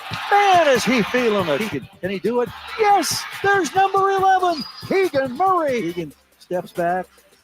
He just knocked down his 12th three-pointer, a Kings franchise record. He's got 45 points. Never miss a moment of Sacramento Kings basketball with Sacktown Sports and the Sacktown Sports app. When I wake up, The best mornings in the morning light, start with Wrangler. I put on my jeans and I feel all right. Jeans, jackets, and shirts that get your day started. Good mornings make for better days. Wrangler, for the ride of life. Whether you're ordering wings for the game, whipping up a 7-layer dip, or ordering pizza, there's something about football that makes you want to eat. And this football season, Uber Eats has the best deals on game day food. No matter what you're craving, from 2-for-1 pizza to buy one, get one wings, Uber Eats will be dropping new deals each week, all season long. Uber Eats, official on-demand delivery partner of the NFL. Order now. Terms and conditions apply. See app for details. Whitey here reminding you that not all grills are created equal. Give your family a real treat. Bring out all the flavors of the upcoming holidays with the amazing Napoleon Prestige line of outdoor cookers. Napoleon grills that features other grills can't match. They're built different, built better, built to last, complete with a lifetime warranty. All made with premium steel that boasts absolute quality. Just because it's October does not mean we can't barbecue outside. Visit California Backyard now for your best selection of grills and Napoleon Grills accessories. Coach Doug Christie here for your truck headquarters, reminding you that every deal at Folsom Lake Ford is a slam dunk. Shop all your favorite models on sale now, including America's best-selling truck for over 47 years, Ford F-Series, plus a huge selection of Broncos, Bronco Sports, and all of Ford's award-winning SUVs at FolsomLakeFord.com. Listen, I know a great play when I see one, and if you want to save on a new Ford, you gotta drive the lane straight to Folsom Lake Ford in the Folsom Auto Mall. Right now, buy any new Ford with 0 down on approval of credit. Save big with low interest financing, and Folsom Lake Ford always pays top dollar for your trade. So hurry to Folsom Lake Ford, a 6-time Triple Crown winner for sales and service excellence. That's why they're my trusted dealer, and they should be yours too. Tell them Coach Doug Christie sent you, or shop them online at FolsomLakeFord.com. Sacramento State football this Saturday at 6 versus Portland State. Get your tickets at HornetSports.com. KHD1 Sacramento, KYMX HD3 Sacramento. From the Power Business Technology Toshiba Studios. Sacktown Sports 1140. The Carmichael Dave Show. He's on the microphone when he's not on the microphone. He's playing a song, and when he's not playing a song, he's on the microphone. And then boom, with Jason Ross. No, he didn't. Yes, he did. Call or text at 916-339-1140. It's the Carmichael Dave Show with Jason Ross on Sacktown Sports. It's a food shout-out Wednesday. I really like the chat coming through on a lot of this. There's a food conversation going on. In fact, Jess, Passionless Jess as we call her. Wow. That's she said she would bring Filipino food to the live show. Oh, okay. The live show. Yeah. Good. And somebody shouted out in there, I'll echo it. Shout out Rico's Pizza. That was a staple growing up. Every birthday I had, we'd get the Rico's king size pizza with a piece as long as your arm. And I think there's like 1 or 2 left. Isn't there one on West El Camino? I think that might be gone or going. No, I wouldn't know. Emil. Hey, good morning, Emil. Good morning, David. Good morning, Jason. I guess I'm a snack. I'm not a meal, so it's okay. Yeah, I said not a snack. You're a meal. Do you know if there's any Rico's pizzas left? I do not know. I did not have the pleasure of growing up with Rico's Pizza. I don't think I was a little too far north of Sac to enjoy Rico's Pizza. I was a pizza guy though, and I'm glad to see Malik Monk is also a pizza guy. So. Well, it does. There's a website that says it's at 2650 Northgate. Oh, that's near the office, I think. Yeah, exactly. So let's go there, guys. Okay, that should be our next office party. Well, let's go there where we can get a big giant king size pizza together. Sounds good. Party pizza right now. You can get a Rico's combination party size pizza for $53.99. But it's a lot of pizza, dude. What do you put on your pizza, Emil? Yeah. It depends on what kind of pizza we're having. If we're having just a regular kind of pizza, I'm a little original. I could either do a pepperoni pizza or even cheese. I used to grow up and eat a lot of cheese pizza. I wasn't really a pepperoni fan until I got older. So I can do kind of both, but I don't need a lot of condiments in my pizza. Give me some pepperoni, give me some cheese, some Parmesan. We're good to go. Okay. Now they're bringing up Churros in Citrus Heights. I think that's where it is because they would always serve warm butter with it so you could dip your crust. I'm hungry, dude. I'm super hungry right now. I didn't eat breakfast this morning. The 49ers, though, they ate breakfast, lunch, and dinner against the Dallas Cowboys, but the Cowboys threatened to take dessert away. They did. Thank you. That was a good segue. How was your blood pressure towards the end? And was Coach Kyle Shanahan more of a, hey, guys, great win, or, hey, guys, you won, but you got lucky after the game? A blood pressure question, David, asked that question to you because you're more the Niner fan than I am. I'm sitting there in the press box thinking, oh, boy, here we go. I mean, I even tweeted out, I was like, guys, it's a 6-point game. There's 4 minutes left. Are we really doing this again? And somehow the Niners came up strong, and you just go around in circles and think, should that game have been that close? Probably not. But, again, the Niners got it done. They had an explosive third quarter where they had 21 unanswered points, and that's really all that matters is getting these wins, and what separated them from the Rams and Cardinals game is coming out with the W and not being 6-2 instead of being 4-4 at the bye. And so for Kyle Shanahan and John Lynch, it absolutely is great win, guys, but we got a lot to work on still. There's still a lot of things to address after this bye week. Still a lot of things that are coming up that we have to do, and especially because the schedule gets tougher, right? Tampa Bay on the road, then Seattle at home, then Buffalo and Green Bay back-to-back on the road. I mean, those are just tough games. And the Niners are going to have to be playing Niners football, not how they played against the other teams this year. They have to be playing Niners standard football if they want to win those games. It was weird, Emil, that part of the game, because literally, I mean, I tend not to think games are over, but that one felt so over. Mm-hmm. And it did feel like the Niners just kind of like, all right, this is over. We're just going to kind of cruise here. And Dallas then started to pick them apart. So I don't know if it was just a lack of focus in that last, I don't know, about 6-7 minutes. But what did you see while you were there as how Dallas made it look really easy? Yeah, I think that third quarter was such a come-together, kumbaya moment for the Niners offense of just kind of finally clicking, finally looking like themselves, being able to score points at will, being able to move the ball at will. And yet they still, I'm not going to say they didn't keep their eyes on the prize, but they definitely, at least defensively, took a little bit off the gas. And I mean, how do you leave CeeDee Lamb open twice in the end zone? I mean, that's their best player. And even Fred Warner was like, how do we do that one? And so it's really tricky of playing a full 60 minutes of football. That's really what the Niners are trying to accomplish right now, is play a full 60 minutes of football at their standard. And if they do that, they win most games. It's just they haven't done that for most of these wins this season, or even in these losses, they haven't done that. The Chiefs game was a prime example of that, of just defensively, they were on top of it. They were all over the place, pressuring Patrick Mahomes, making life hell for him. Offensively, they couldn't do anything. And so that really hampered the defense and their ability to be effective. And then vice versa yesterday, even on Sunday in the first half, Niners had 6 points offensively. And yet they were still in that game because the Niners defense held Dak Prescott and the Cowboys to only 10.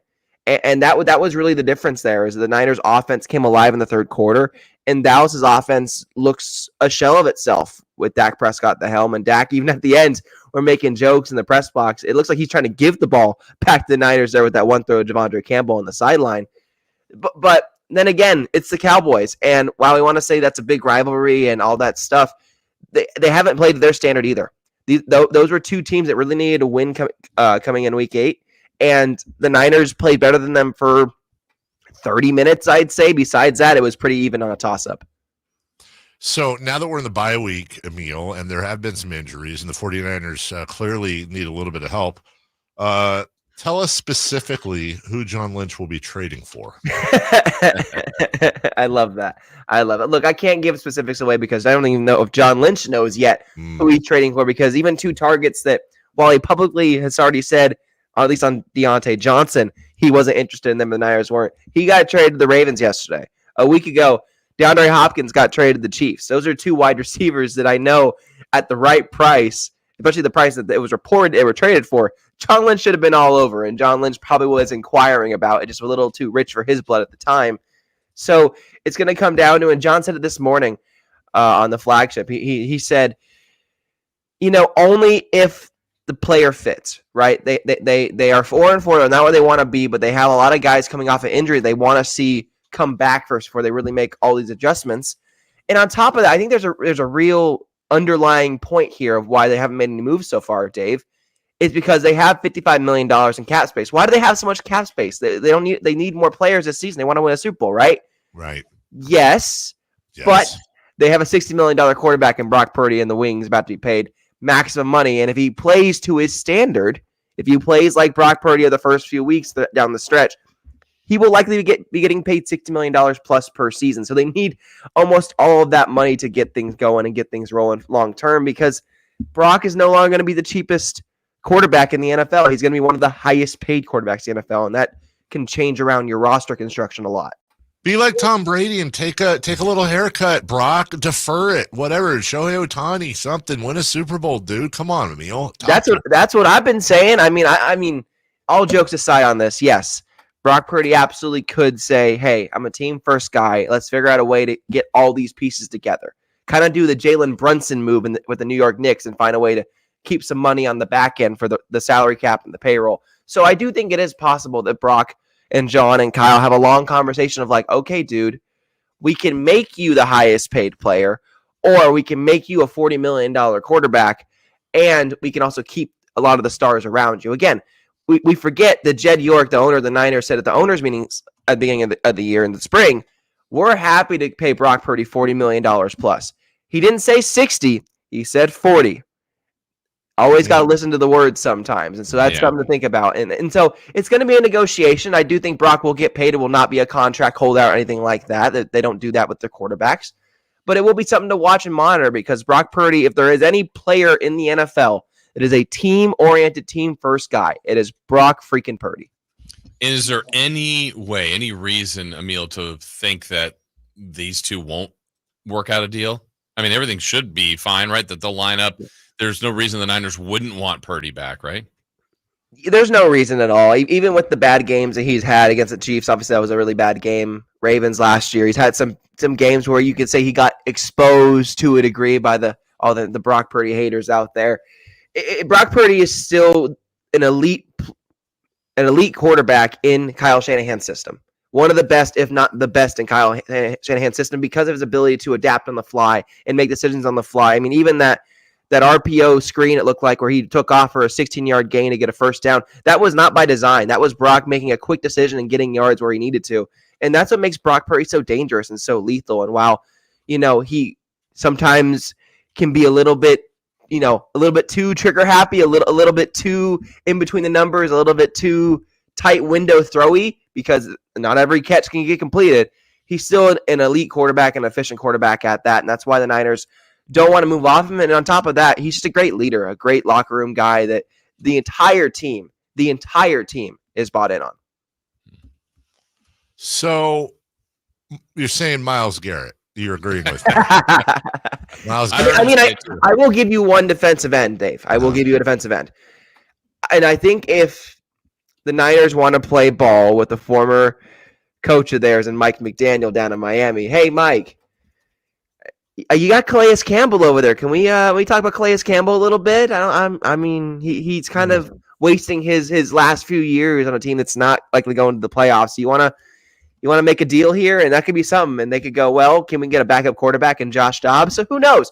Who knows what Miami's looking for and what the Niners are looking for? They are doing the market. It would be surprising, to say the least, if they don't make a trade for someone and something of a valuable or a less valuable pick, a 5th, 6th rounder potentially, maybe even a 4th. Again, they got Chase Young for a conditional 3rd last year, and while it didn't work out long term, it was still at the time a shrewd move, and it's still a great move for the Niners. And Chase Young rehabilitated his career to a degree and is now with the Saints and got a long-term deal. So, yeah, it's interesting to see what they can do. People keep throwing out wide receiver. I don't really see wide receiver as much.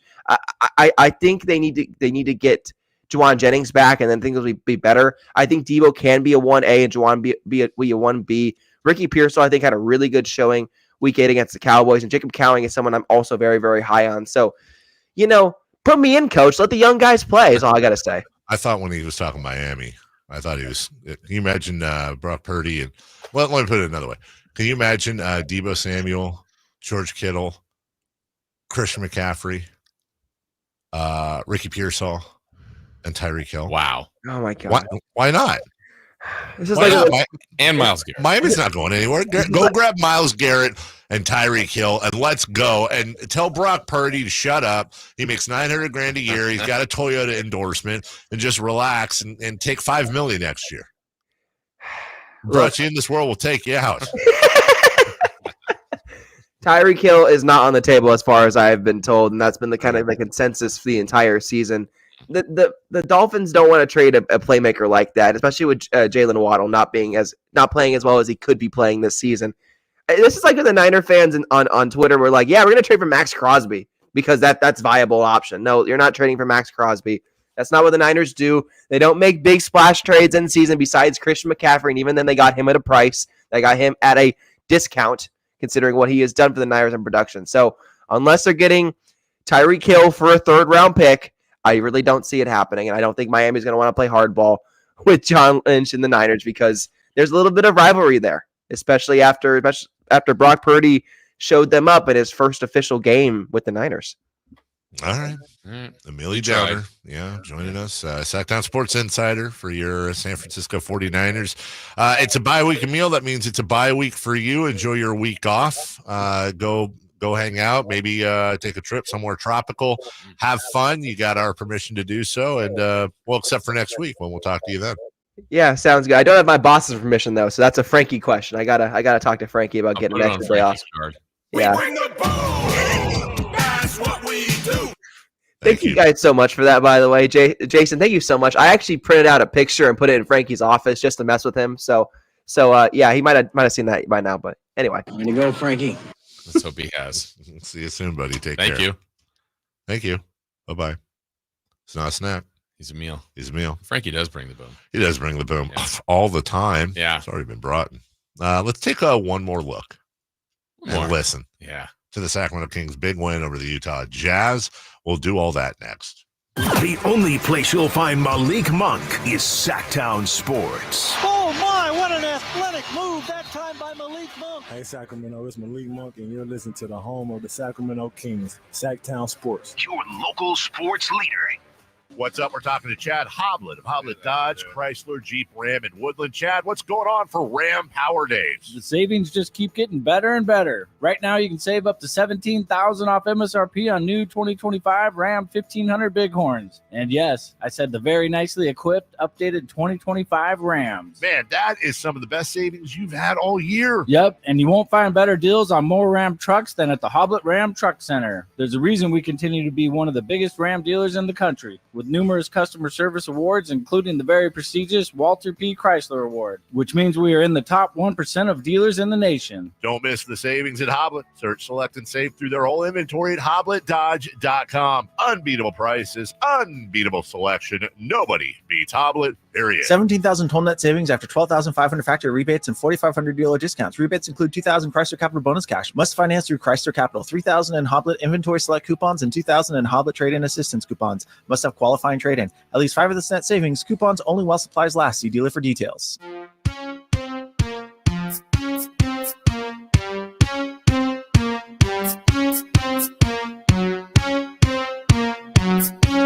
The Carmichael Dave Show with Jason Ross. Call or text at 916-339-1140. On Sacktown Sports.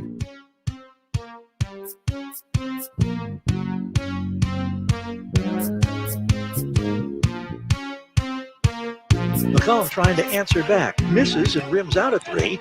Barnes with a rebound. Harrison pushes it up the floor. He's going right to the glass. He scores the layup, driving hard down the right side of the purple paint. 24-16. I just wanted to pick a random one. That was Harrison Barnes making it 24-16 over Portland.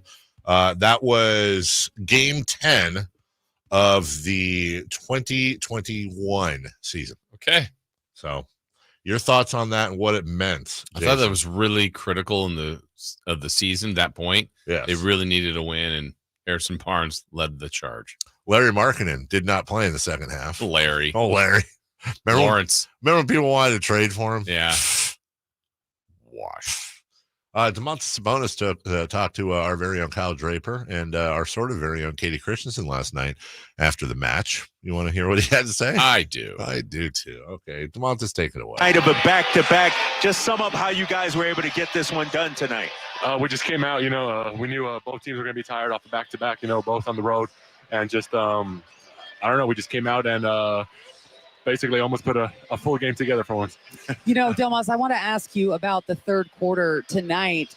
Following a brilliant third quarter last night before leaving on this trip against the Blazers, what are you seeing in that third quarter that you guys are coming out at halftime and really starting to put things together offensively, especially? Our second quarter usually hasn't been the best lately, and then at halftime, we just make some adjustments, and everyone's locking in on them, and then in third quarter we just go out and hoop. Talk about your physicality tonight. It seemed like, and I know you play with it every single night, but did you feel like there were some opportunities around the basket tonight? Yeah, of course. Big team, tall team, a lot of big bodies, and a bit of an undersized 5, so I got to do my work early. I love seeing kind of how you guys are figuring things out. Obviously, incorporating a player with the skill set of DeMar DeRozan isn't going to be an easy overnight process, right? How has it been for you, and what are you noticing that you can do to kind of speed up that process, if you will?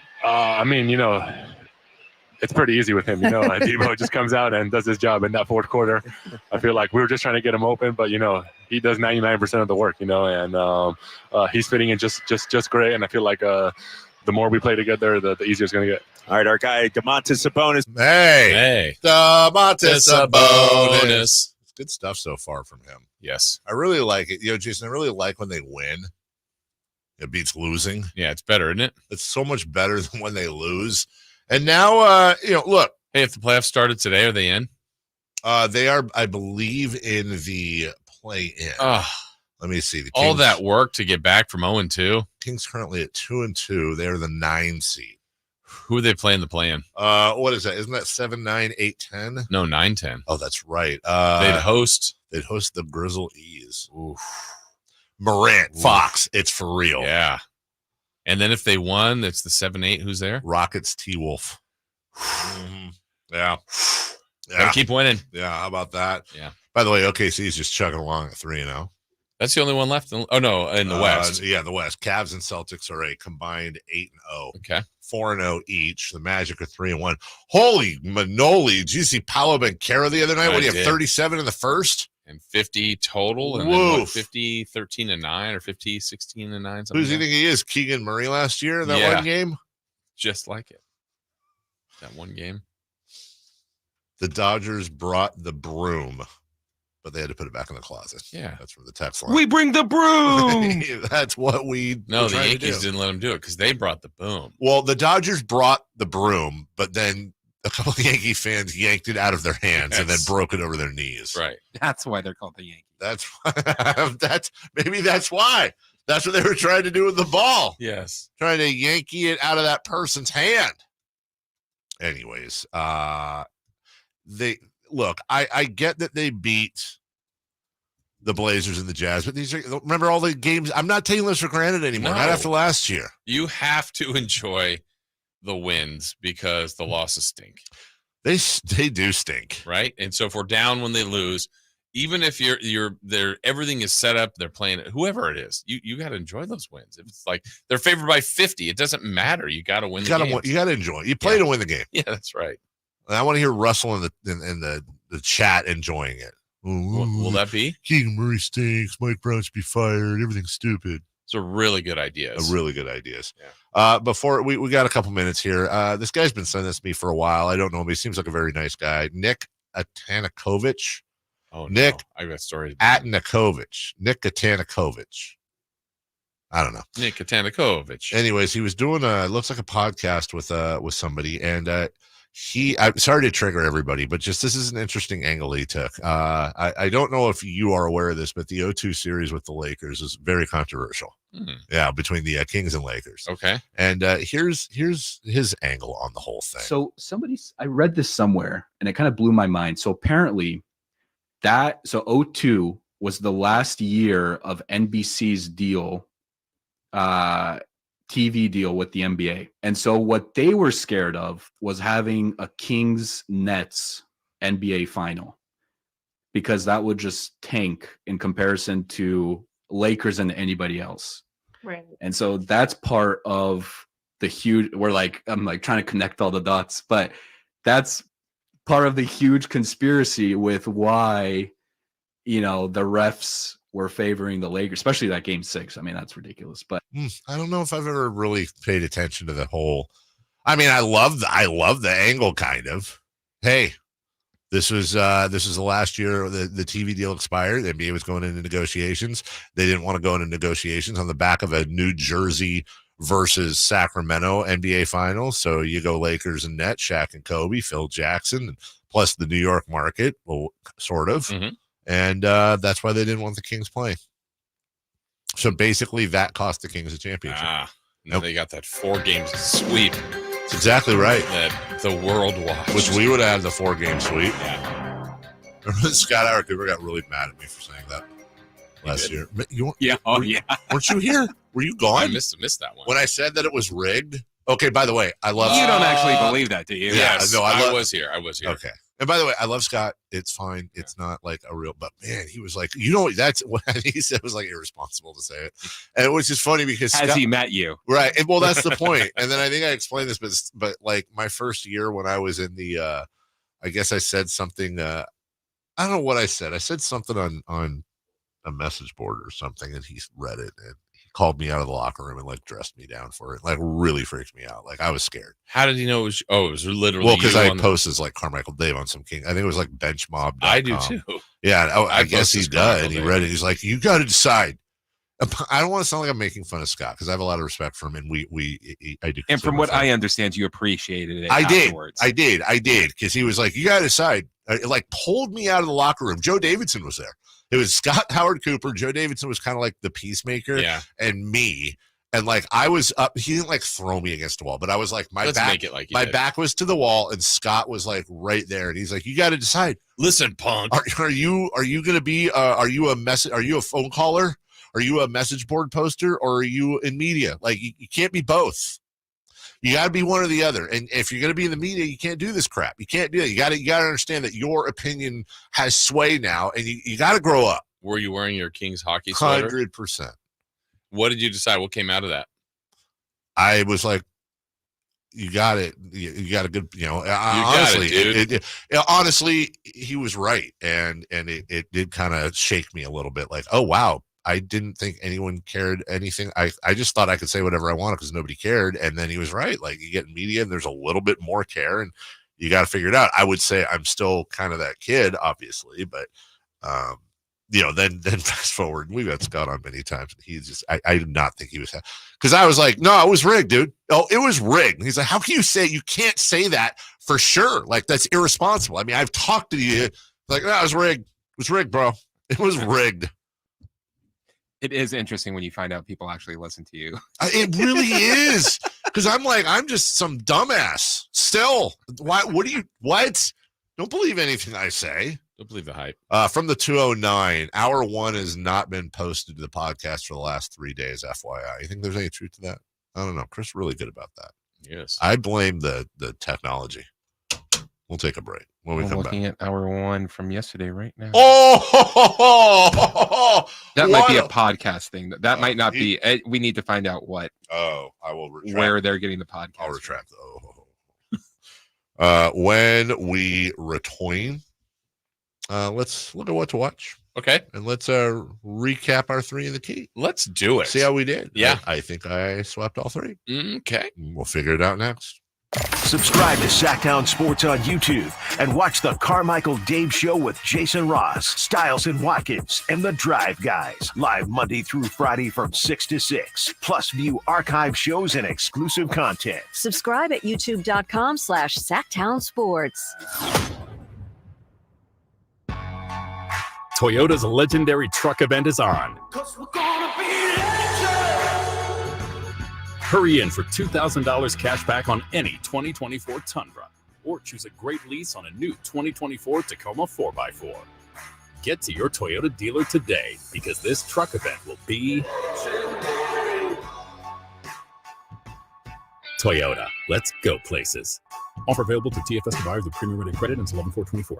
At Elk Grove Honda, not only do we have a great selection of pre-owned certified cars at very fair prices, but every one of our pre-owned automobiles are treated with kid gloves with a 182-point inspection that covers everything from unibody to tires to brakes and engine filters. Then our certified cars receive a mobile oil change and fresh fill-up with full synthetic mobile oil. We know you have lots of choices of where to purchase your next car. Come to Elk Grove Honda, home of the 182-point inspection and mobile oil change. We're in the Elk Grove Auto Mall, Highway 99 at Elk Grove Boulevard. When it comes to fighting for families and protecting kids, no one works harder than our Assemblyman, Josh Hoover.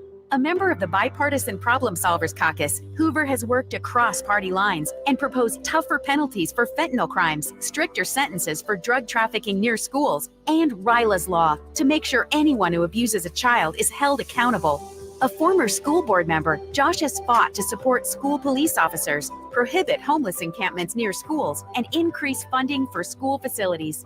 Josh Hoover knows that families have been paying more for everything from gas and groceries to utilities and insurance. In the Assembly, Josh is working to provide relief to families, reduce the cost of housing, and stop Gavin Newsom from raising gas prices even more next year. Josh Hoover is making a difference for our families, our community, and our future.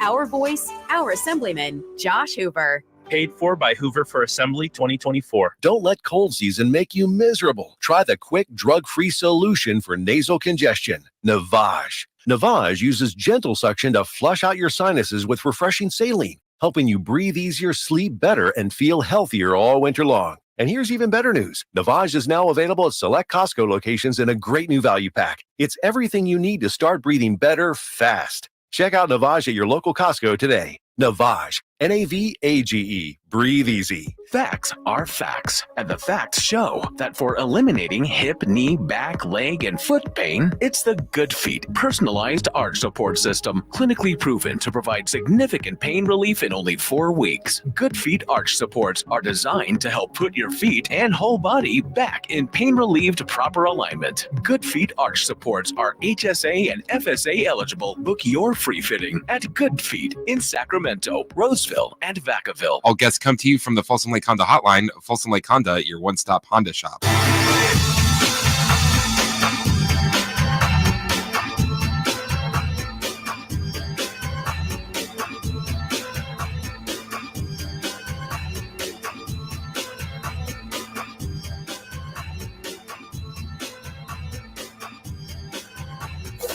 Waking you up with the best in local sports. They just make it interesting, you know? It's the Carmichael Dave Show with Jason Ross on Sacktown Sports.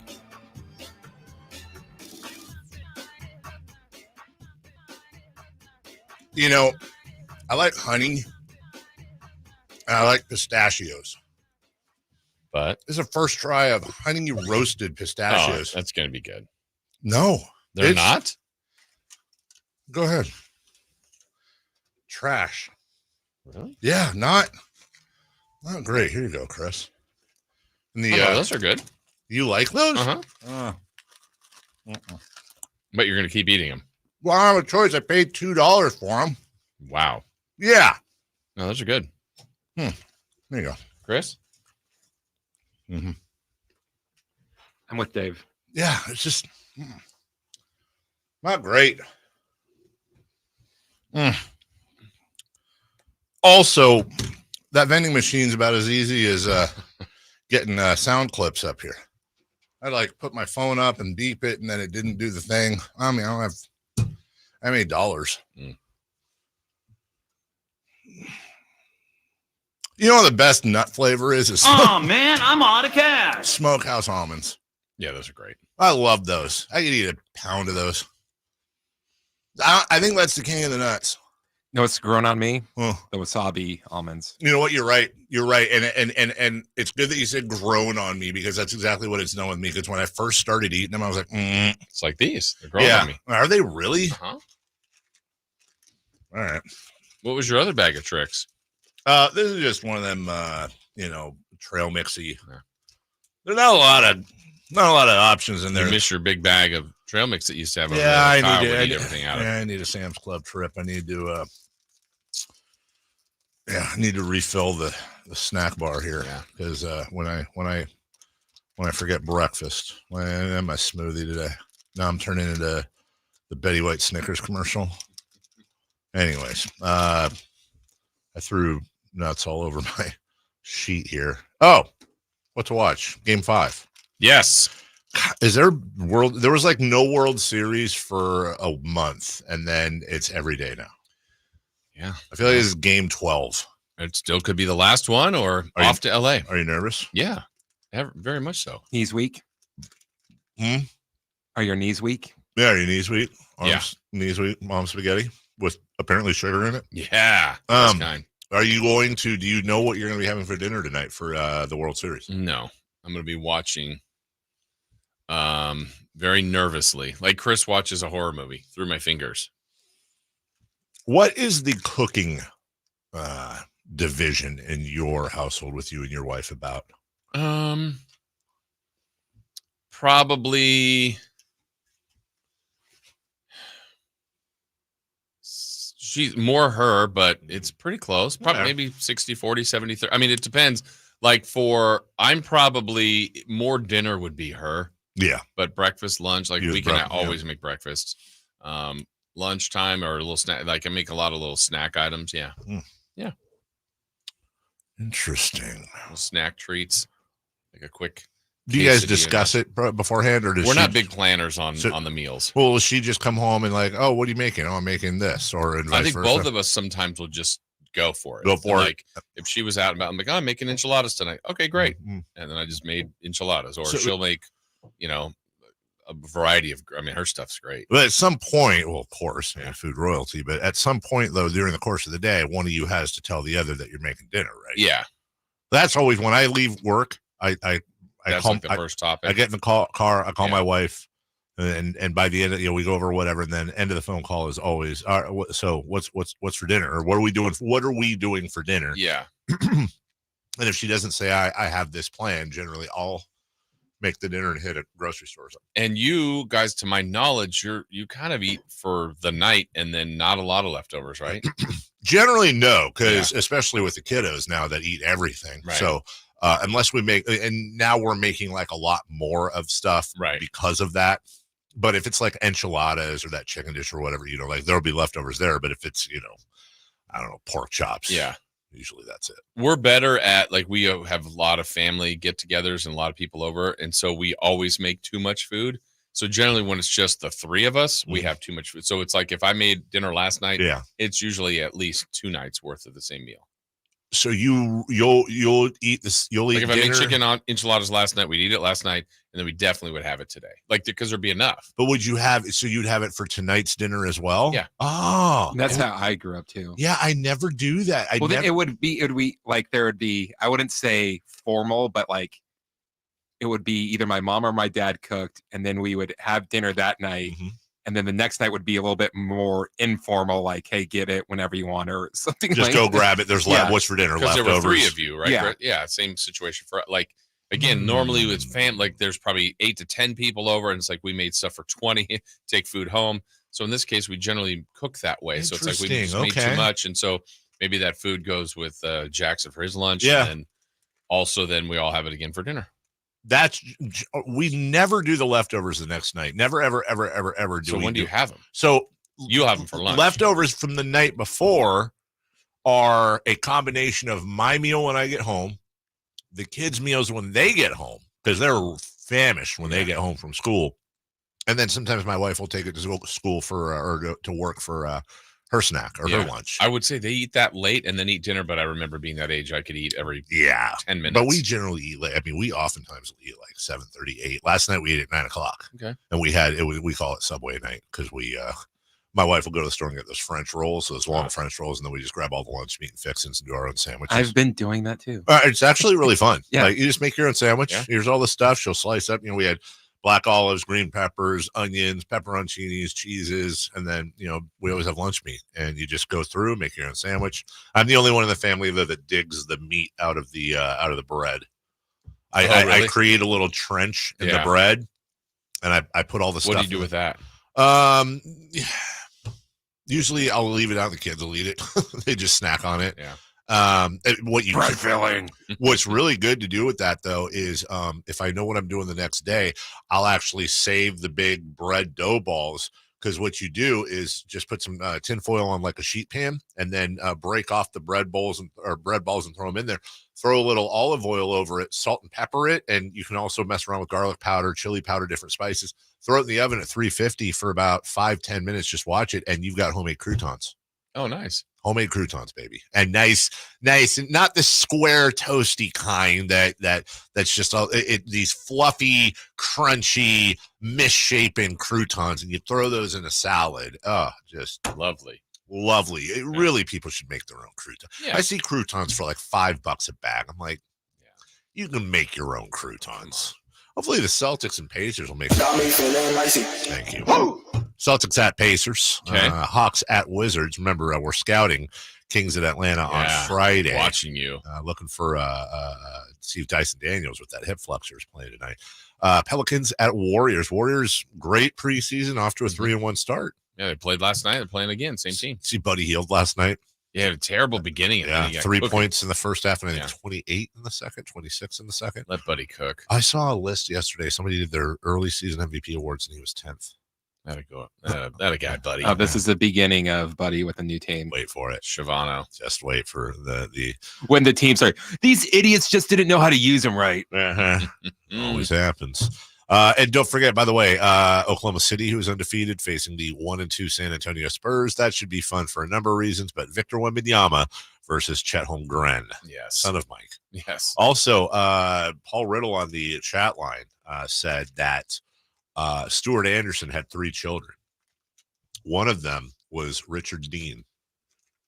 Is that factual? That was my reaction, and then I looked it up, and it's wrong. One of them was Lonnie. Richard Dean Anderson's father's name was Stuart, but it was a different Stuart Anderson. It was actually Harry. Harry Anderson. Harry, Lonnie. The Anderson. The Anthony. Sparky. Silva. Cooper. Oh, nice. Hunt. Wow, yeah. UNLV. What'd you say? Hunt. Yeah. Hunt. Anderson.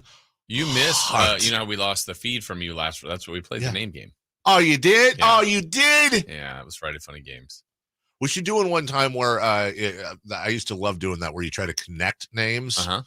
So like Ken Griffey Jr., Junior Felix, Felix Jose Right. Canseco. Right. Yeah.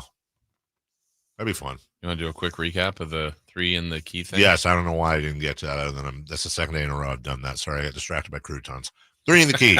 Brought to you by honey roasted pistachios. I guess. That's the tagline. Honey roasted pistachios. I guess. All right, we asked 3 categories. We asked who would score the last Kings basket. Yeah. Last field goal. I said, Dave, you said Fox. I said Keegan Murray. And Chris said McDermott. The last basket, Alex Len. Come on, Alex. We were terrible. Hey. We asked for double-digit scores for the Kings. How many would there be? Dave, you said 5. I said 6. Chris said 7. Dave, you got it right. There were 5. Let's go. Your random stat, you said McDermott would go 100% from the field, and by 100%, he went 0 for 3. He missed all the shots. That's what I said. Yeah. He did miss 100% of the shots you take. Yeah. I said Malik Monk would score 20 or more points off the bench. He was so close. He had 7. Gross. But he's a pizza guy. And then Chris said Trey Lyles would have 10 or more points. And he was close. He had 2. Boy, we really nailed that one. Yeah. At least you got the 5 double-figure scores. All right. We'll take a break. When we come back, how about some celebrity birthday? Let's do it. How about some crumble cookie? Yeah. How about some style and walk-in? Yeah. We'll do it all right after this. You never know what you might hear when listening to a Sacramento Kings game. Out of Keegan, going for another triple. Man, is he feeling it. Keegan, can he do it? Yes, there's number 11, Keegan Murray. Keegan steps back. He just knocked down his 12th three-pointer, a Kings franchise record. He's got 45 points. Never miss a moment of Sacramento Kings basketball with Sacktown Sports and the Sacktown Sports app.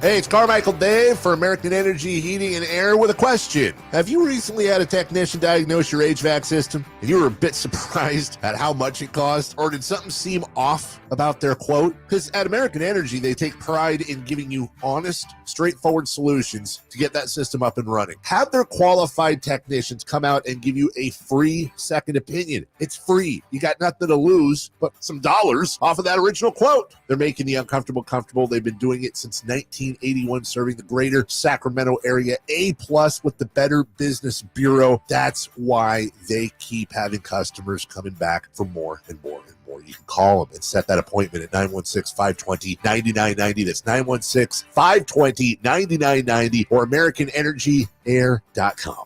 Call 916-520-9990 now.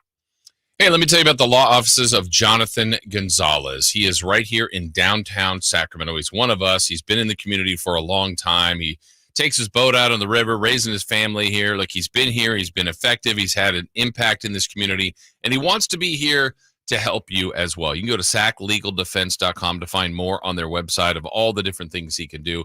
But if you're in a pinch, you're in a bind, something happens to you where you feel like you need some representation, he is the exact person you need to contact, because he can help you with a wrongful termination case, auto accident, whatever, sexual harassment case. All these types of things happen all of the time, and you may not know where to go, who to get to. Again, saclegaldefense.com, the law offices of Jonathan Gonzalez. Like I said, he's local. You'll see a lot of those TV commercials with people that, you see the face behind the commercial, but you call those 800 numbers. You're not going to get to that person. Why not get to someone that is here, that can be trusted, that has been successful, and that wants to help? Again, the law offices of Jonathan Gonzalez. Check out their website at saclegaldefense.com. Imagine your team always looking and feeling their best in high-performance technical workwear. Cintas can make it happen. They have garments for almost every job imaginable. And with the Cintas Workwear program, you get freshly laundered garments delivered every week for everyone on your team. Great garments without the bother of laundry. That's a real perk for employees. Find out how Cintas can boost team image and morale. Visit Cintas.com. Oh, I'm ready! And get ready for the workday. Have you heard you can listen to your favorite news podcast ad-free? Good news! With Amazon Music, you have access to the largest catalog of ad-free top podcasts included with your Prime membership.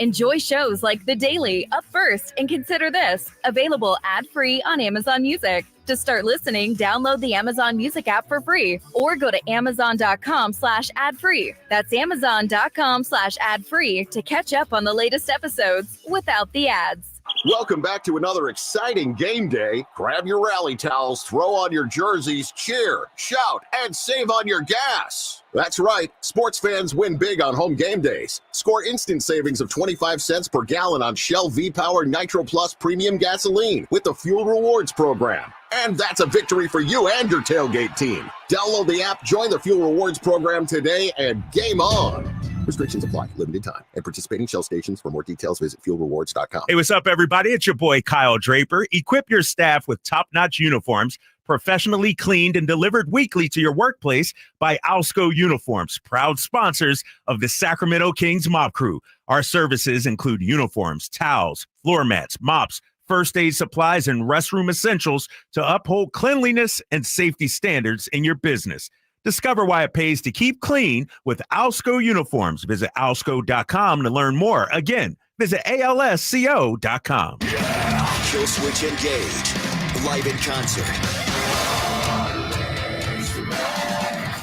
Saturday, March 15th at Hard Rock Live, Sacramento.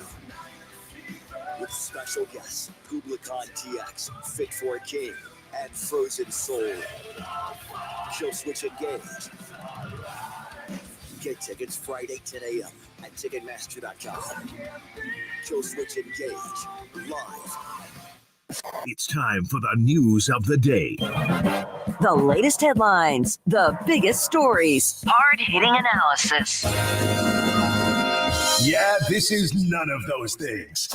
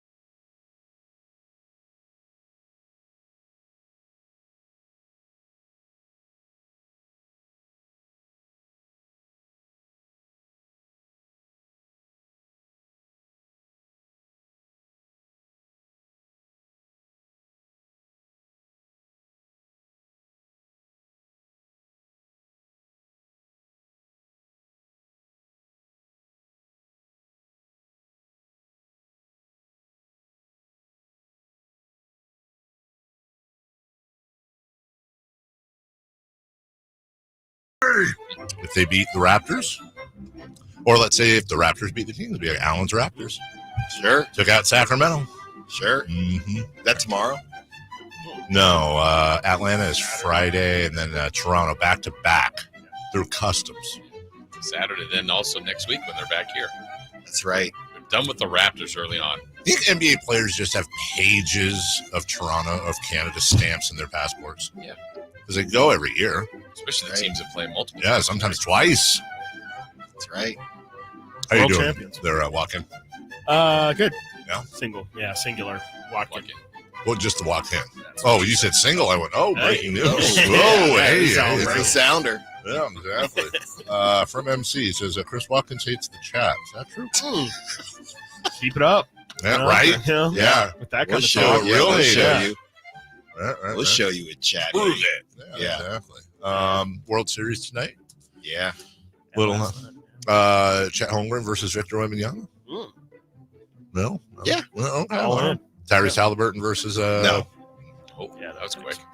No. I said earlier. Did you Was see it what you I- that said that? Yes. That's who said it. I Wow. remember I said somebody we know, and I couldn't remember, and I quoted that. But I weirdly gave you credit, even though I didn't name you. Alan said the thing about if Tyrese Halliburton. Well, I think you said if that guy in Indiana. Yes, that's right. So referring obviously to Benedict Mathurin, but I took it as Tyrese Halliburton. Yeah. If Tyrese Halliburton had done that, it'd been all over SportsCenter. I agree with you. Thank you. I It would have agree been everywhere. It would have been on this idiot's show. Wow. Wow. Right here. Wow. Why are you talking about Edie Lambert like that? Yeah. Channel 3, they're a content partner. As he has a Halliburton. Oh, Pat McAfee. Yeah. Okay. Sorry. As he has a Halliburton jersey in the background. I know he's Indiana. I'm just giving him a hard time. Me and Pat, Go way back. Yeah, we were kicking it at a couple of hit doctors. Yeah, we were Super kicking Bowl. it at Wait for it. Where was College it? game day. There we go. I was going to say Good Morning America. Good Morning Football. Yeah, Good Morning America. Yeah. You and Joan London, David Hartman. Nice bull. Joan London, Sacramento's Joan London. Nice tug. What? Yeah. Celebrity birthdays brought to you by Crumble Cookies, and nobody. Hey, what's on that video?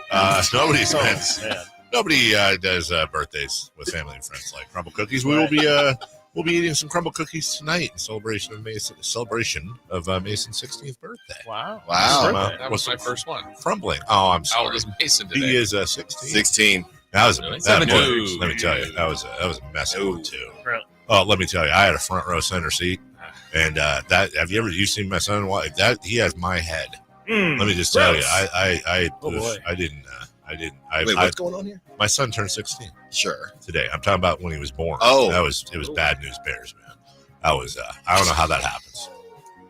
I mean, I don't know how that works. You know, and at that point, that's on the USB. That's apparently. I actually they wouldn't let me film, but I audio recorded my daughter being born. That's a true story. I'll bring it in sometime. You don't have It just sounds like What? it just sounded like I can imagine. It's kind of like a candied apple rolling down a hill of caramel into a swimming pool. I'll bring it in. You can listen. It's the sound of birth. It's natural. We've all been there. I'll cut my ears out. Okay. Well, but you'll watch the USB. Okay, I see where you're from. You have to tell the good people that are listening. There's a USB in here. Yeah. And I watch too much. I watch too much TV, and I just keep holding the USB. You don't want to know what's on this thing. You don't know what I had to Look, do Dave's doing to it. get this thing. This thumb drive contains the end of all of our careers. Yeah. Right here. Yeah. Toss it, and then you say, "I'll toss it. I got a copy." I will never say I'll toss it in any context whatsoever. Who else is old today? Happy birthday to Devin Booker. Now here's a guy. Here's a guy. He's almost 30, but not. He's not. He's 28. I think he is 28. 228. I think Let me he's say 27. I also think he's 27. Nice. Yeah, I'll do. I'll just ride Dave. Okay, 228. You're on a roll today. 227s. We have a correct answer. It's 28. Told you. Boo. Me and Dave. David Allen are right. Yeah. MC says, way to call out We confrontation. really let the culture down. I know. We did. I know. Says, way to call out confrontation, Dave. Serves you well, but serves like the S's or dollar signs. By the way, did not thank me. I know, for the Kayte for shout the out. Kayte shout out. I got him a whole For half Cal. a set for Cal. I got not one thank you in there. Jeez, I can't win with this dude. Yeah. Happy birthday, Henry Winkler. Hey, Fonz. Now here's a Fonz. The teacher from Barry? Yep. The coach from Waterboy. The Waterboy. Yeah. It is The going to be dad from Click? Okay. Henry Winkler is 75. Hey, No. He's 76. No. remember when the dad on Happy Days punked Fonzie one night? Like Fonzie was out of line. And What's your name? yeah, Tom Bosley. Glad trash bags. 72. He is 78. Christopher Love's closest, 79. Oh wow! Happy birthday to, let's go with Joe Panic, former Giants second. Joe with a Panic, K. St. Joe's finest. Joe Panic is 39. No. There's no way. 35. Yeah. I think he is probably 35. I'm going to say 35. 37. We have a correct answer, and it goes to Alan Stiles, 34. Nice. Wow. Hmm? That's Yeah. crazy. And then let's Out the league. Really crazy. Quinn Snyder. Kings will face him on Friday. My kids think he looks like a serial killer. That's their Yeah, take they're on not Quinn alone. Snyder. They're not. Yeah. Quinn Snyder is 55. He's got something on that USB. Yeah, he Yeah, he does. does. 55, you said? That's what I said. I said it with my chest. Yeah, I think that's right, but wrong. 53. Oh, that's a good one. 54. 52. I think you're all right, but wrong. It's 58. Told No. you. Wow. Thank So you. stylish. All right, for Katie, for not Sean Salisbury, for all of you, for Cal, Neil. go see him. For a meal for Gozo, Coach Plow. not a snack. Coach Plow and all of Shredville. Styles and Watkins, the fastest growing show in the entire world. They're going to talk Kings. They're going to talk World Series. They'll have fun. Chris will grouse about something. Stay tuned. It's coming up next. Bye-bye now. The NFL's leading rusher plays here. The handoff to McCaffrey, walks in the end zone. Handoff to McCaffrey, takes it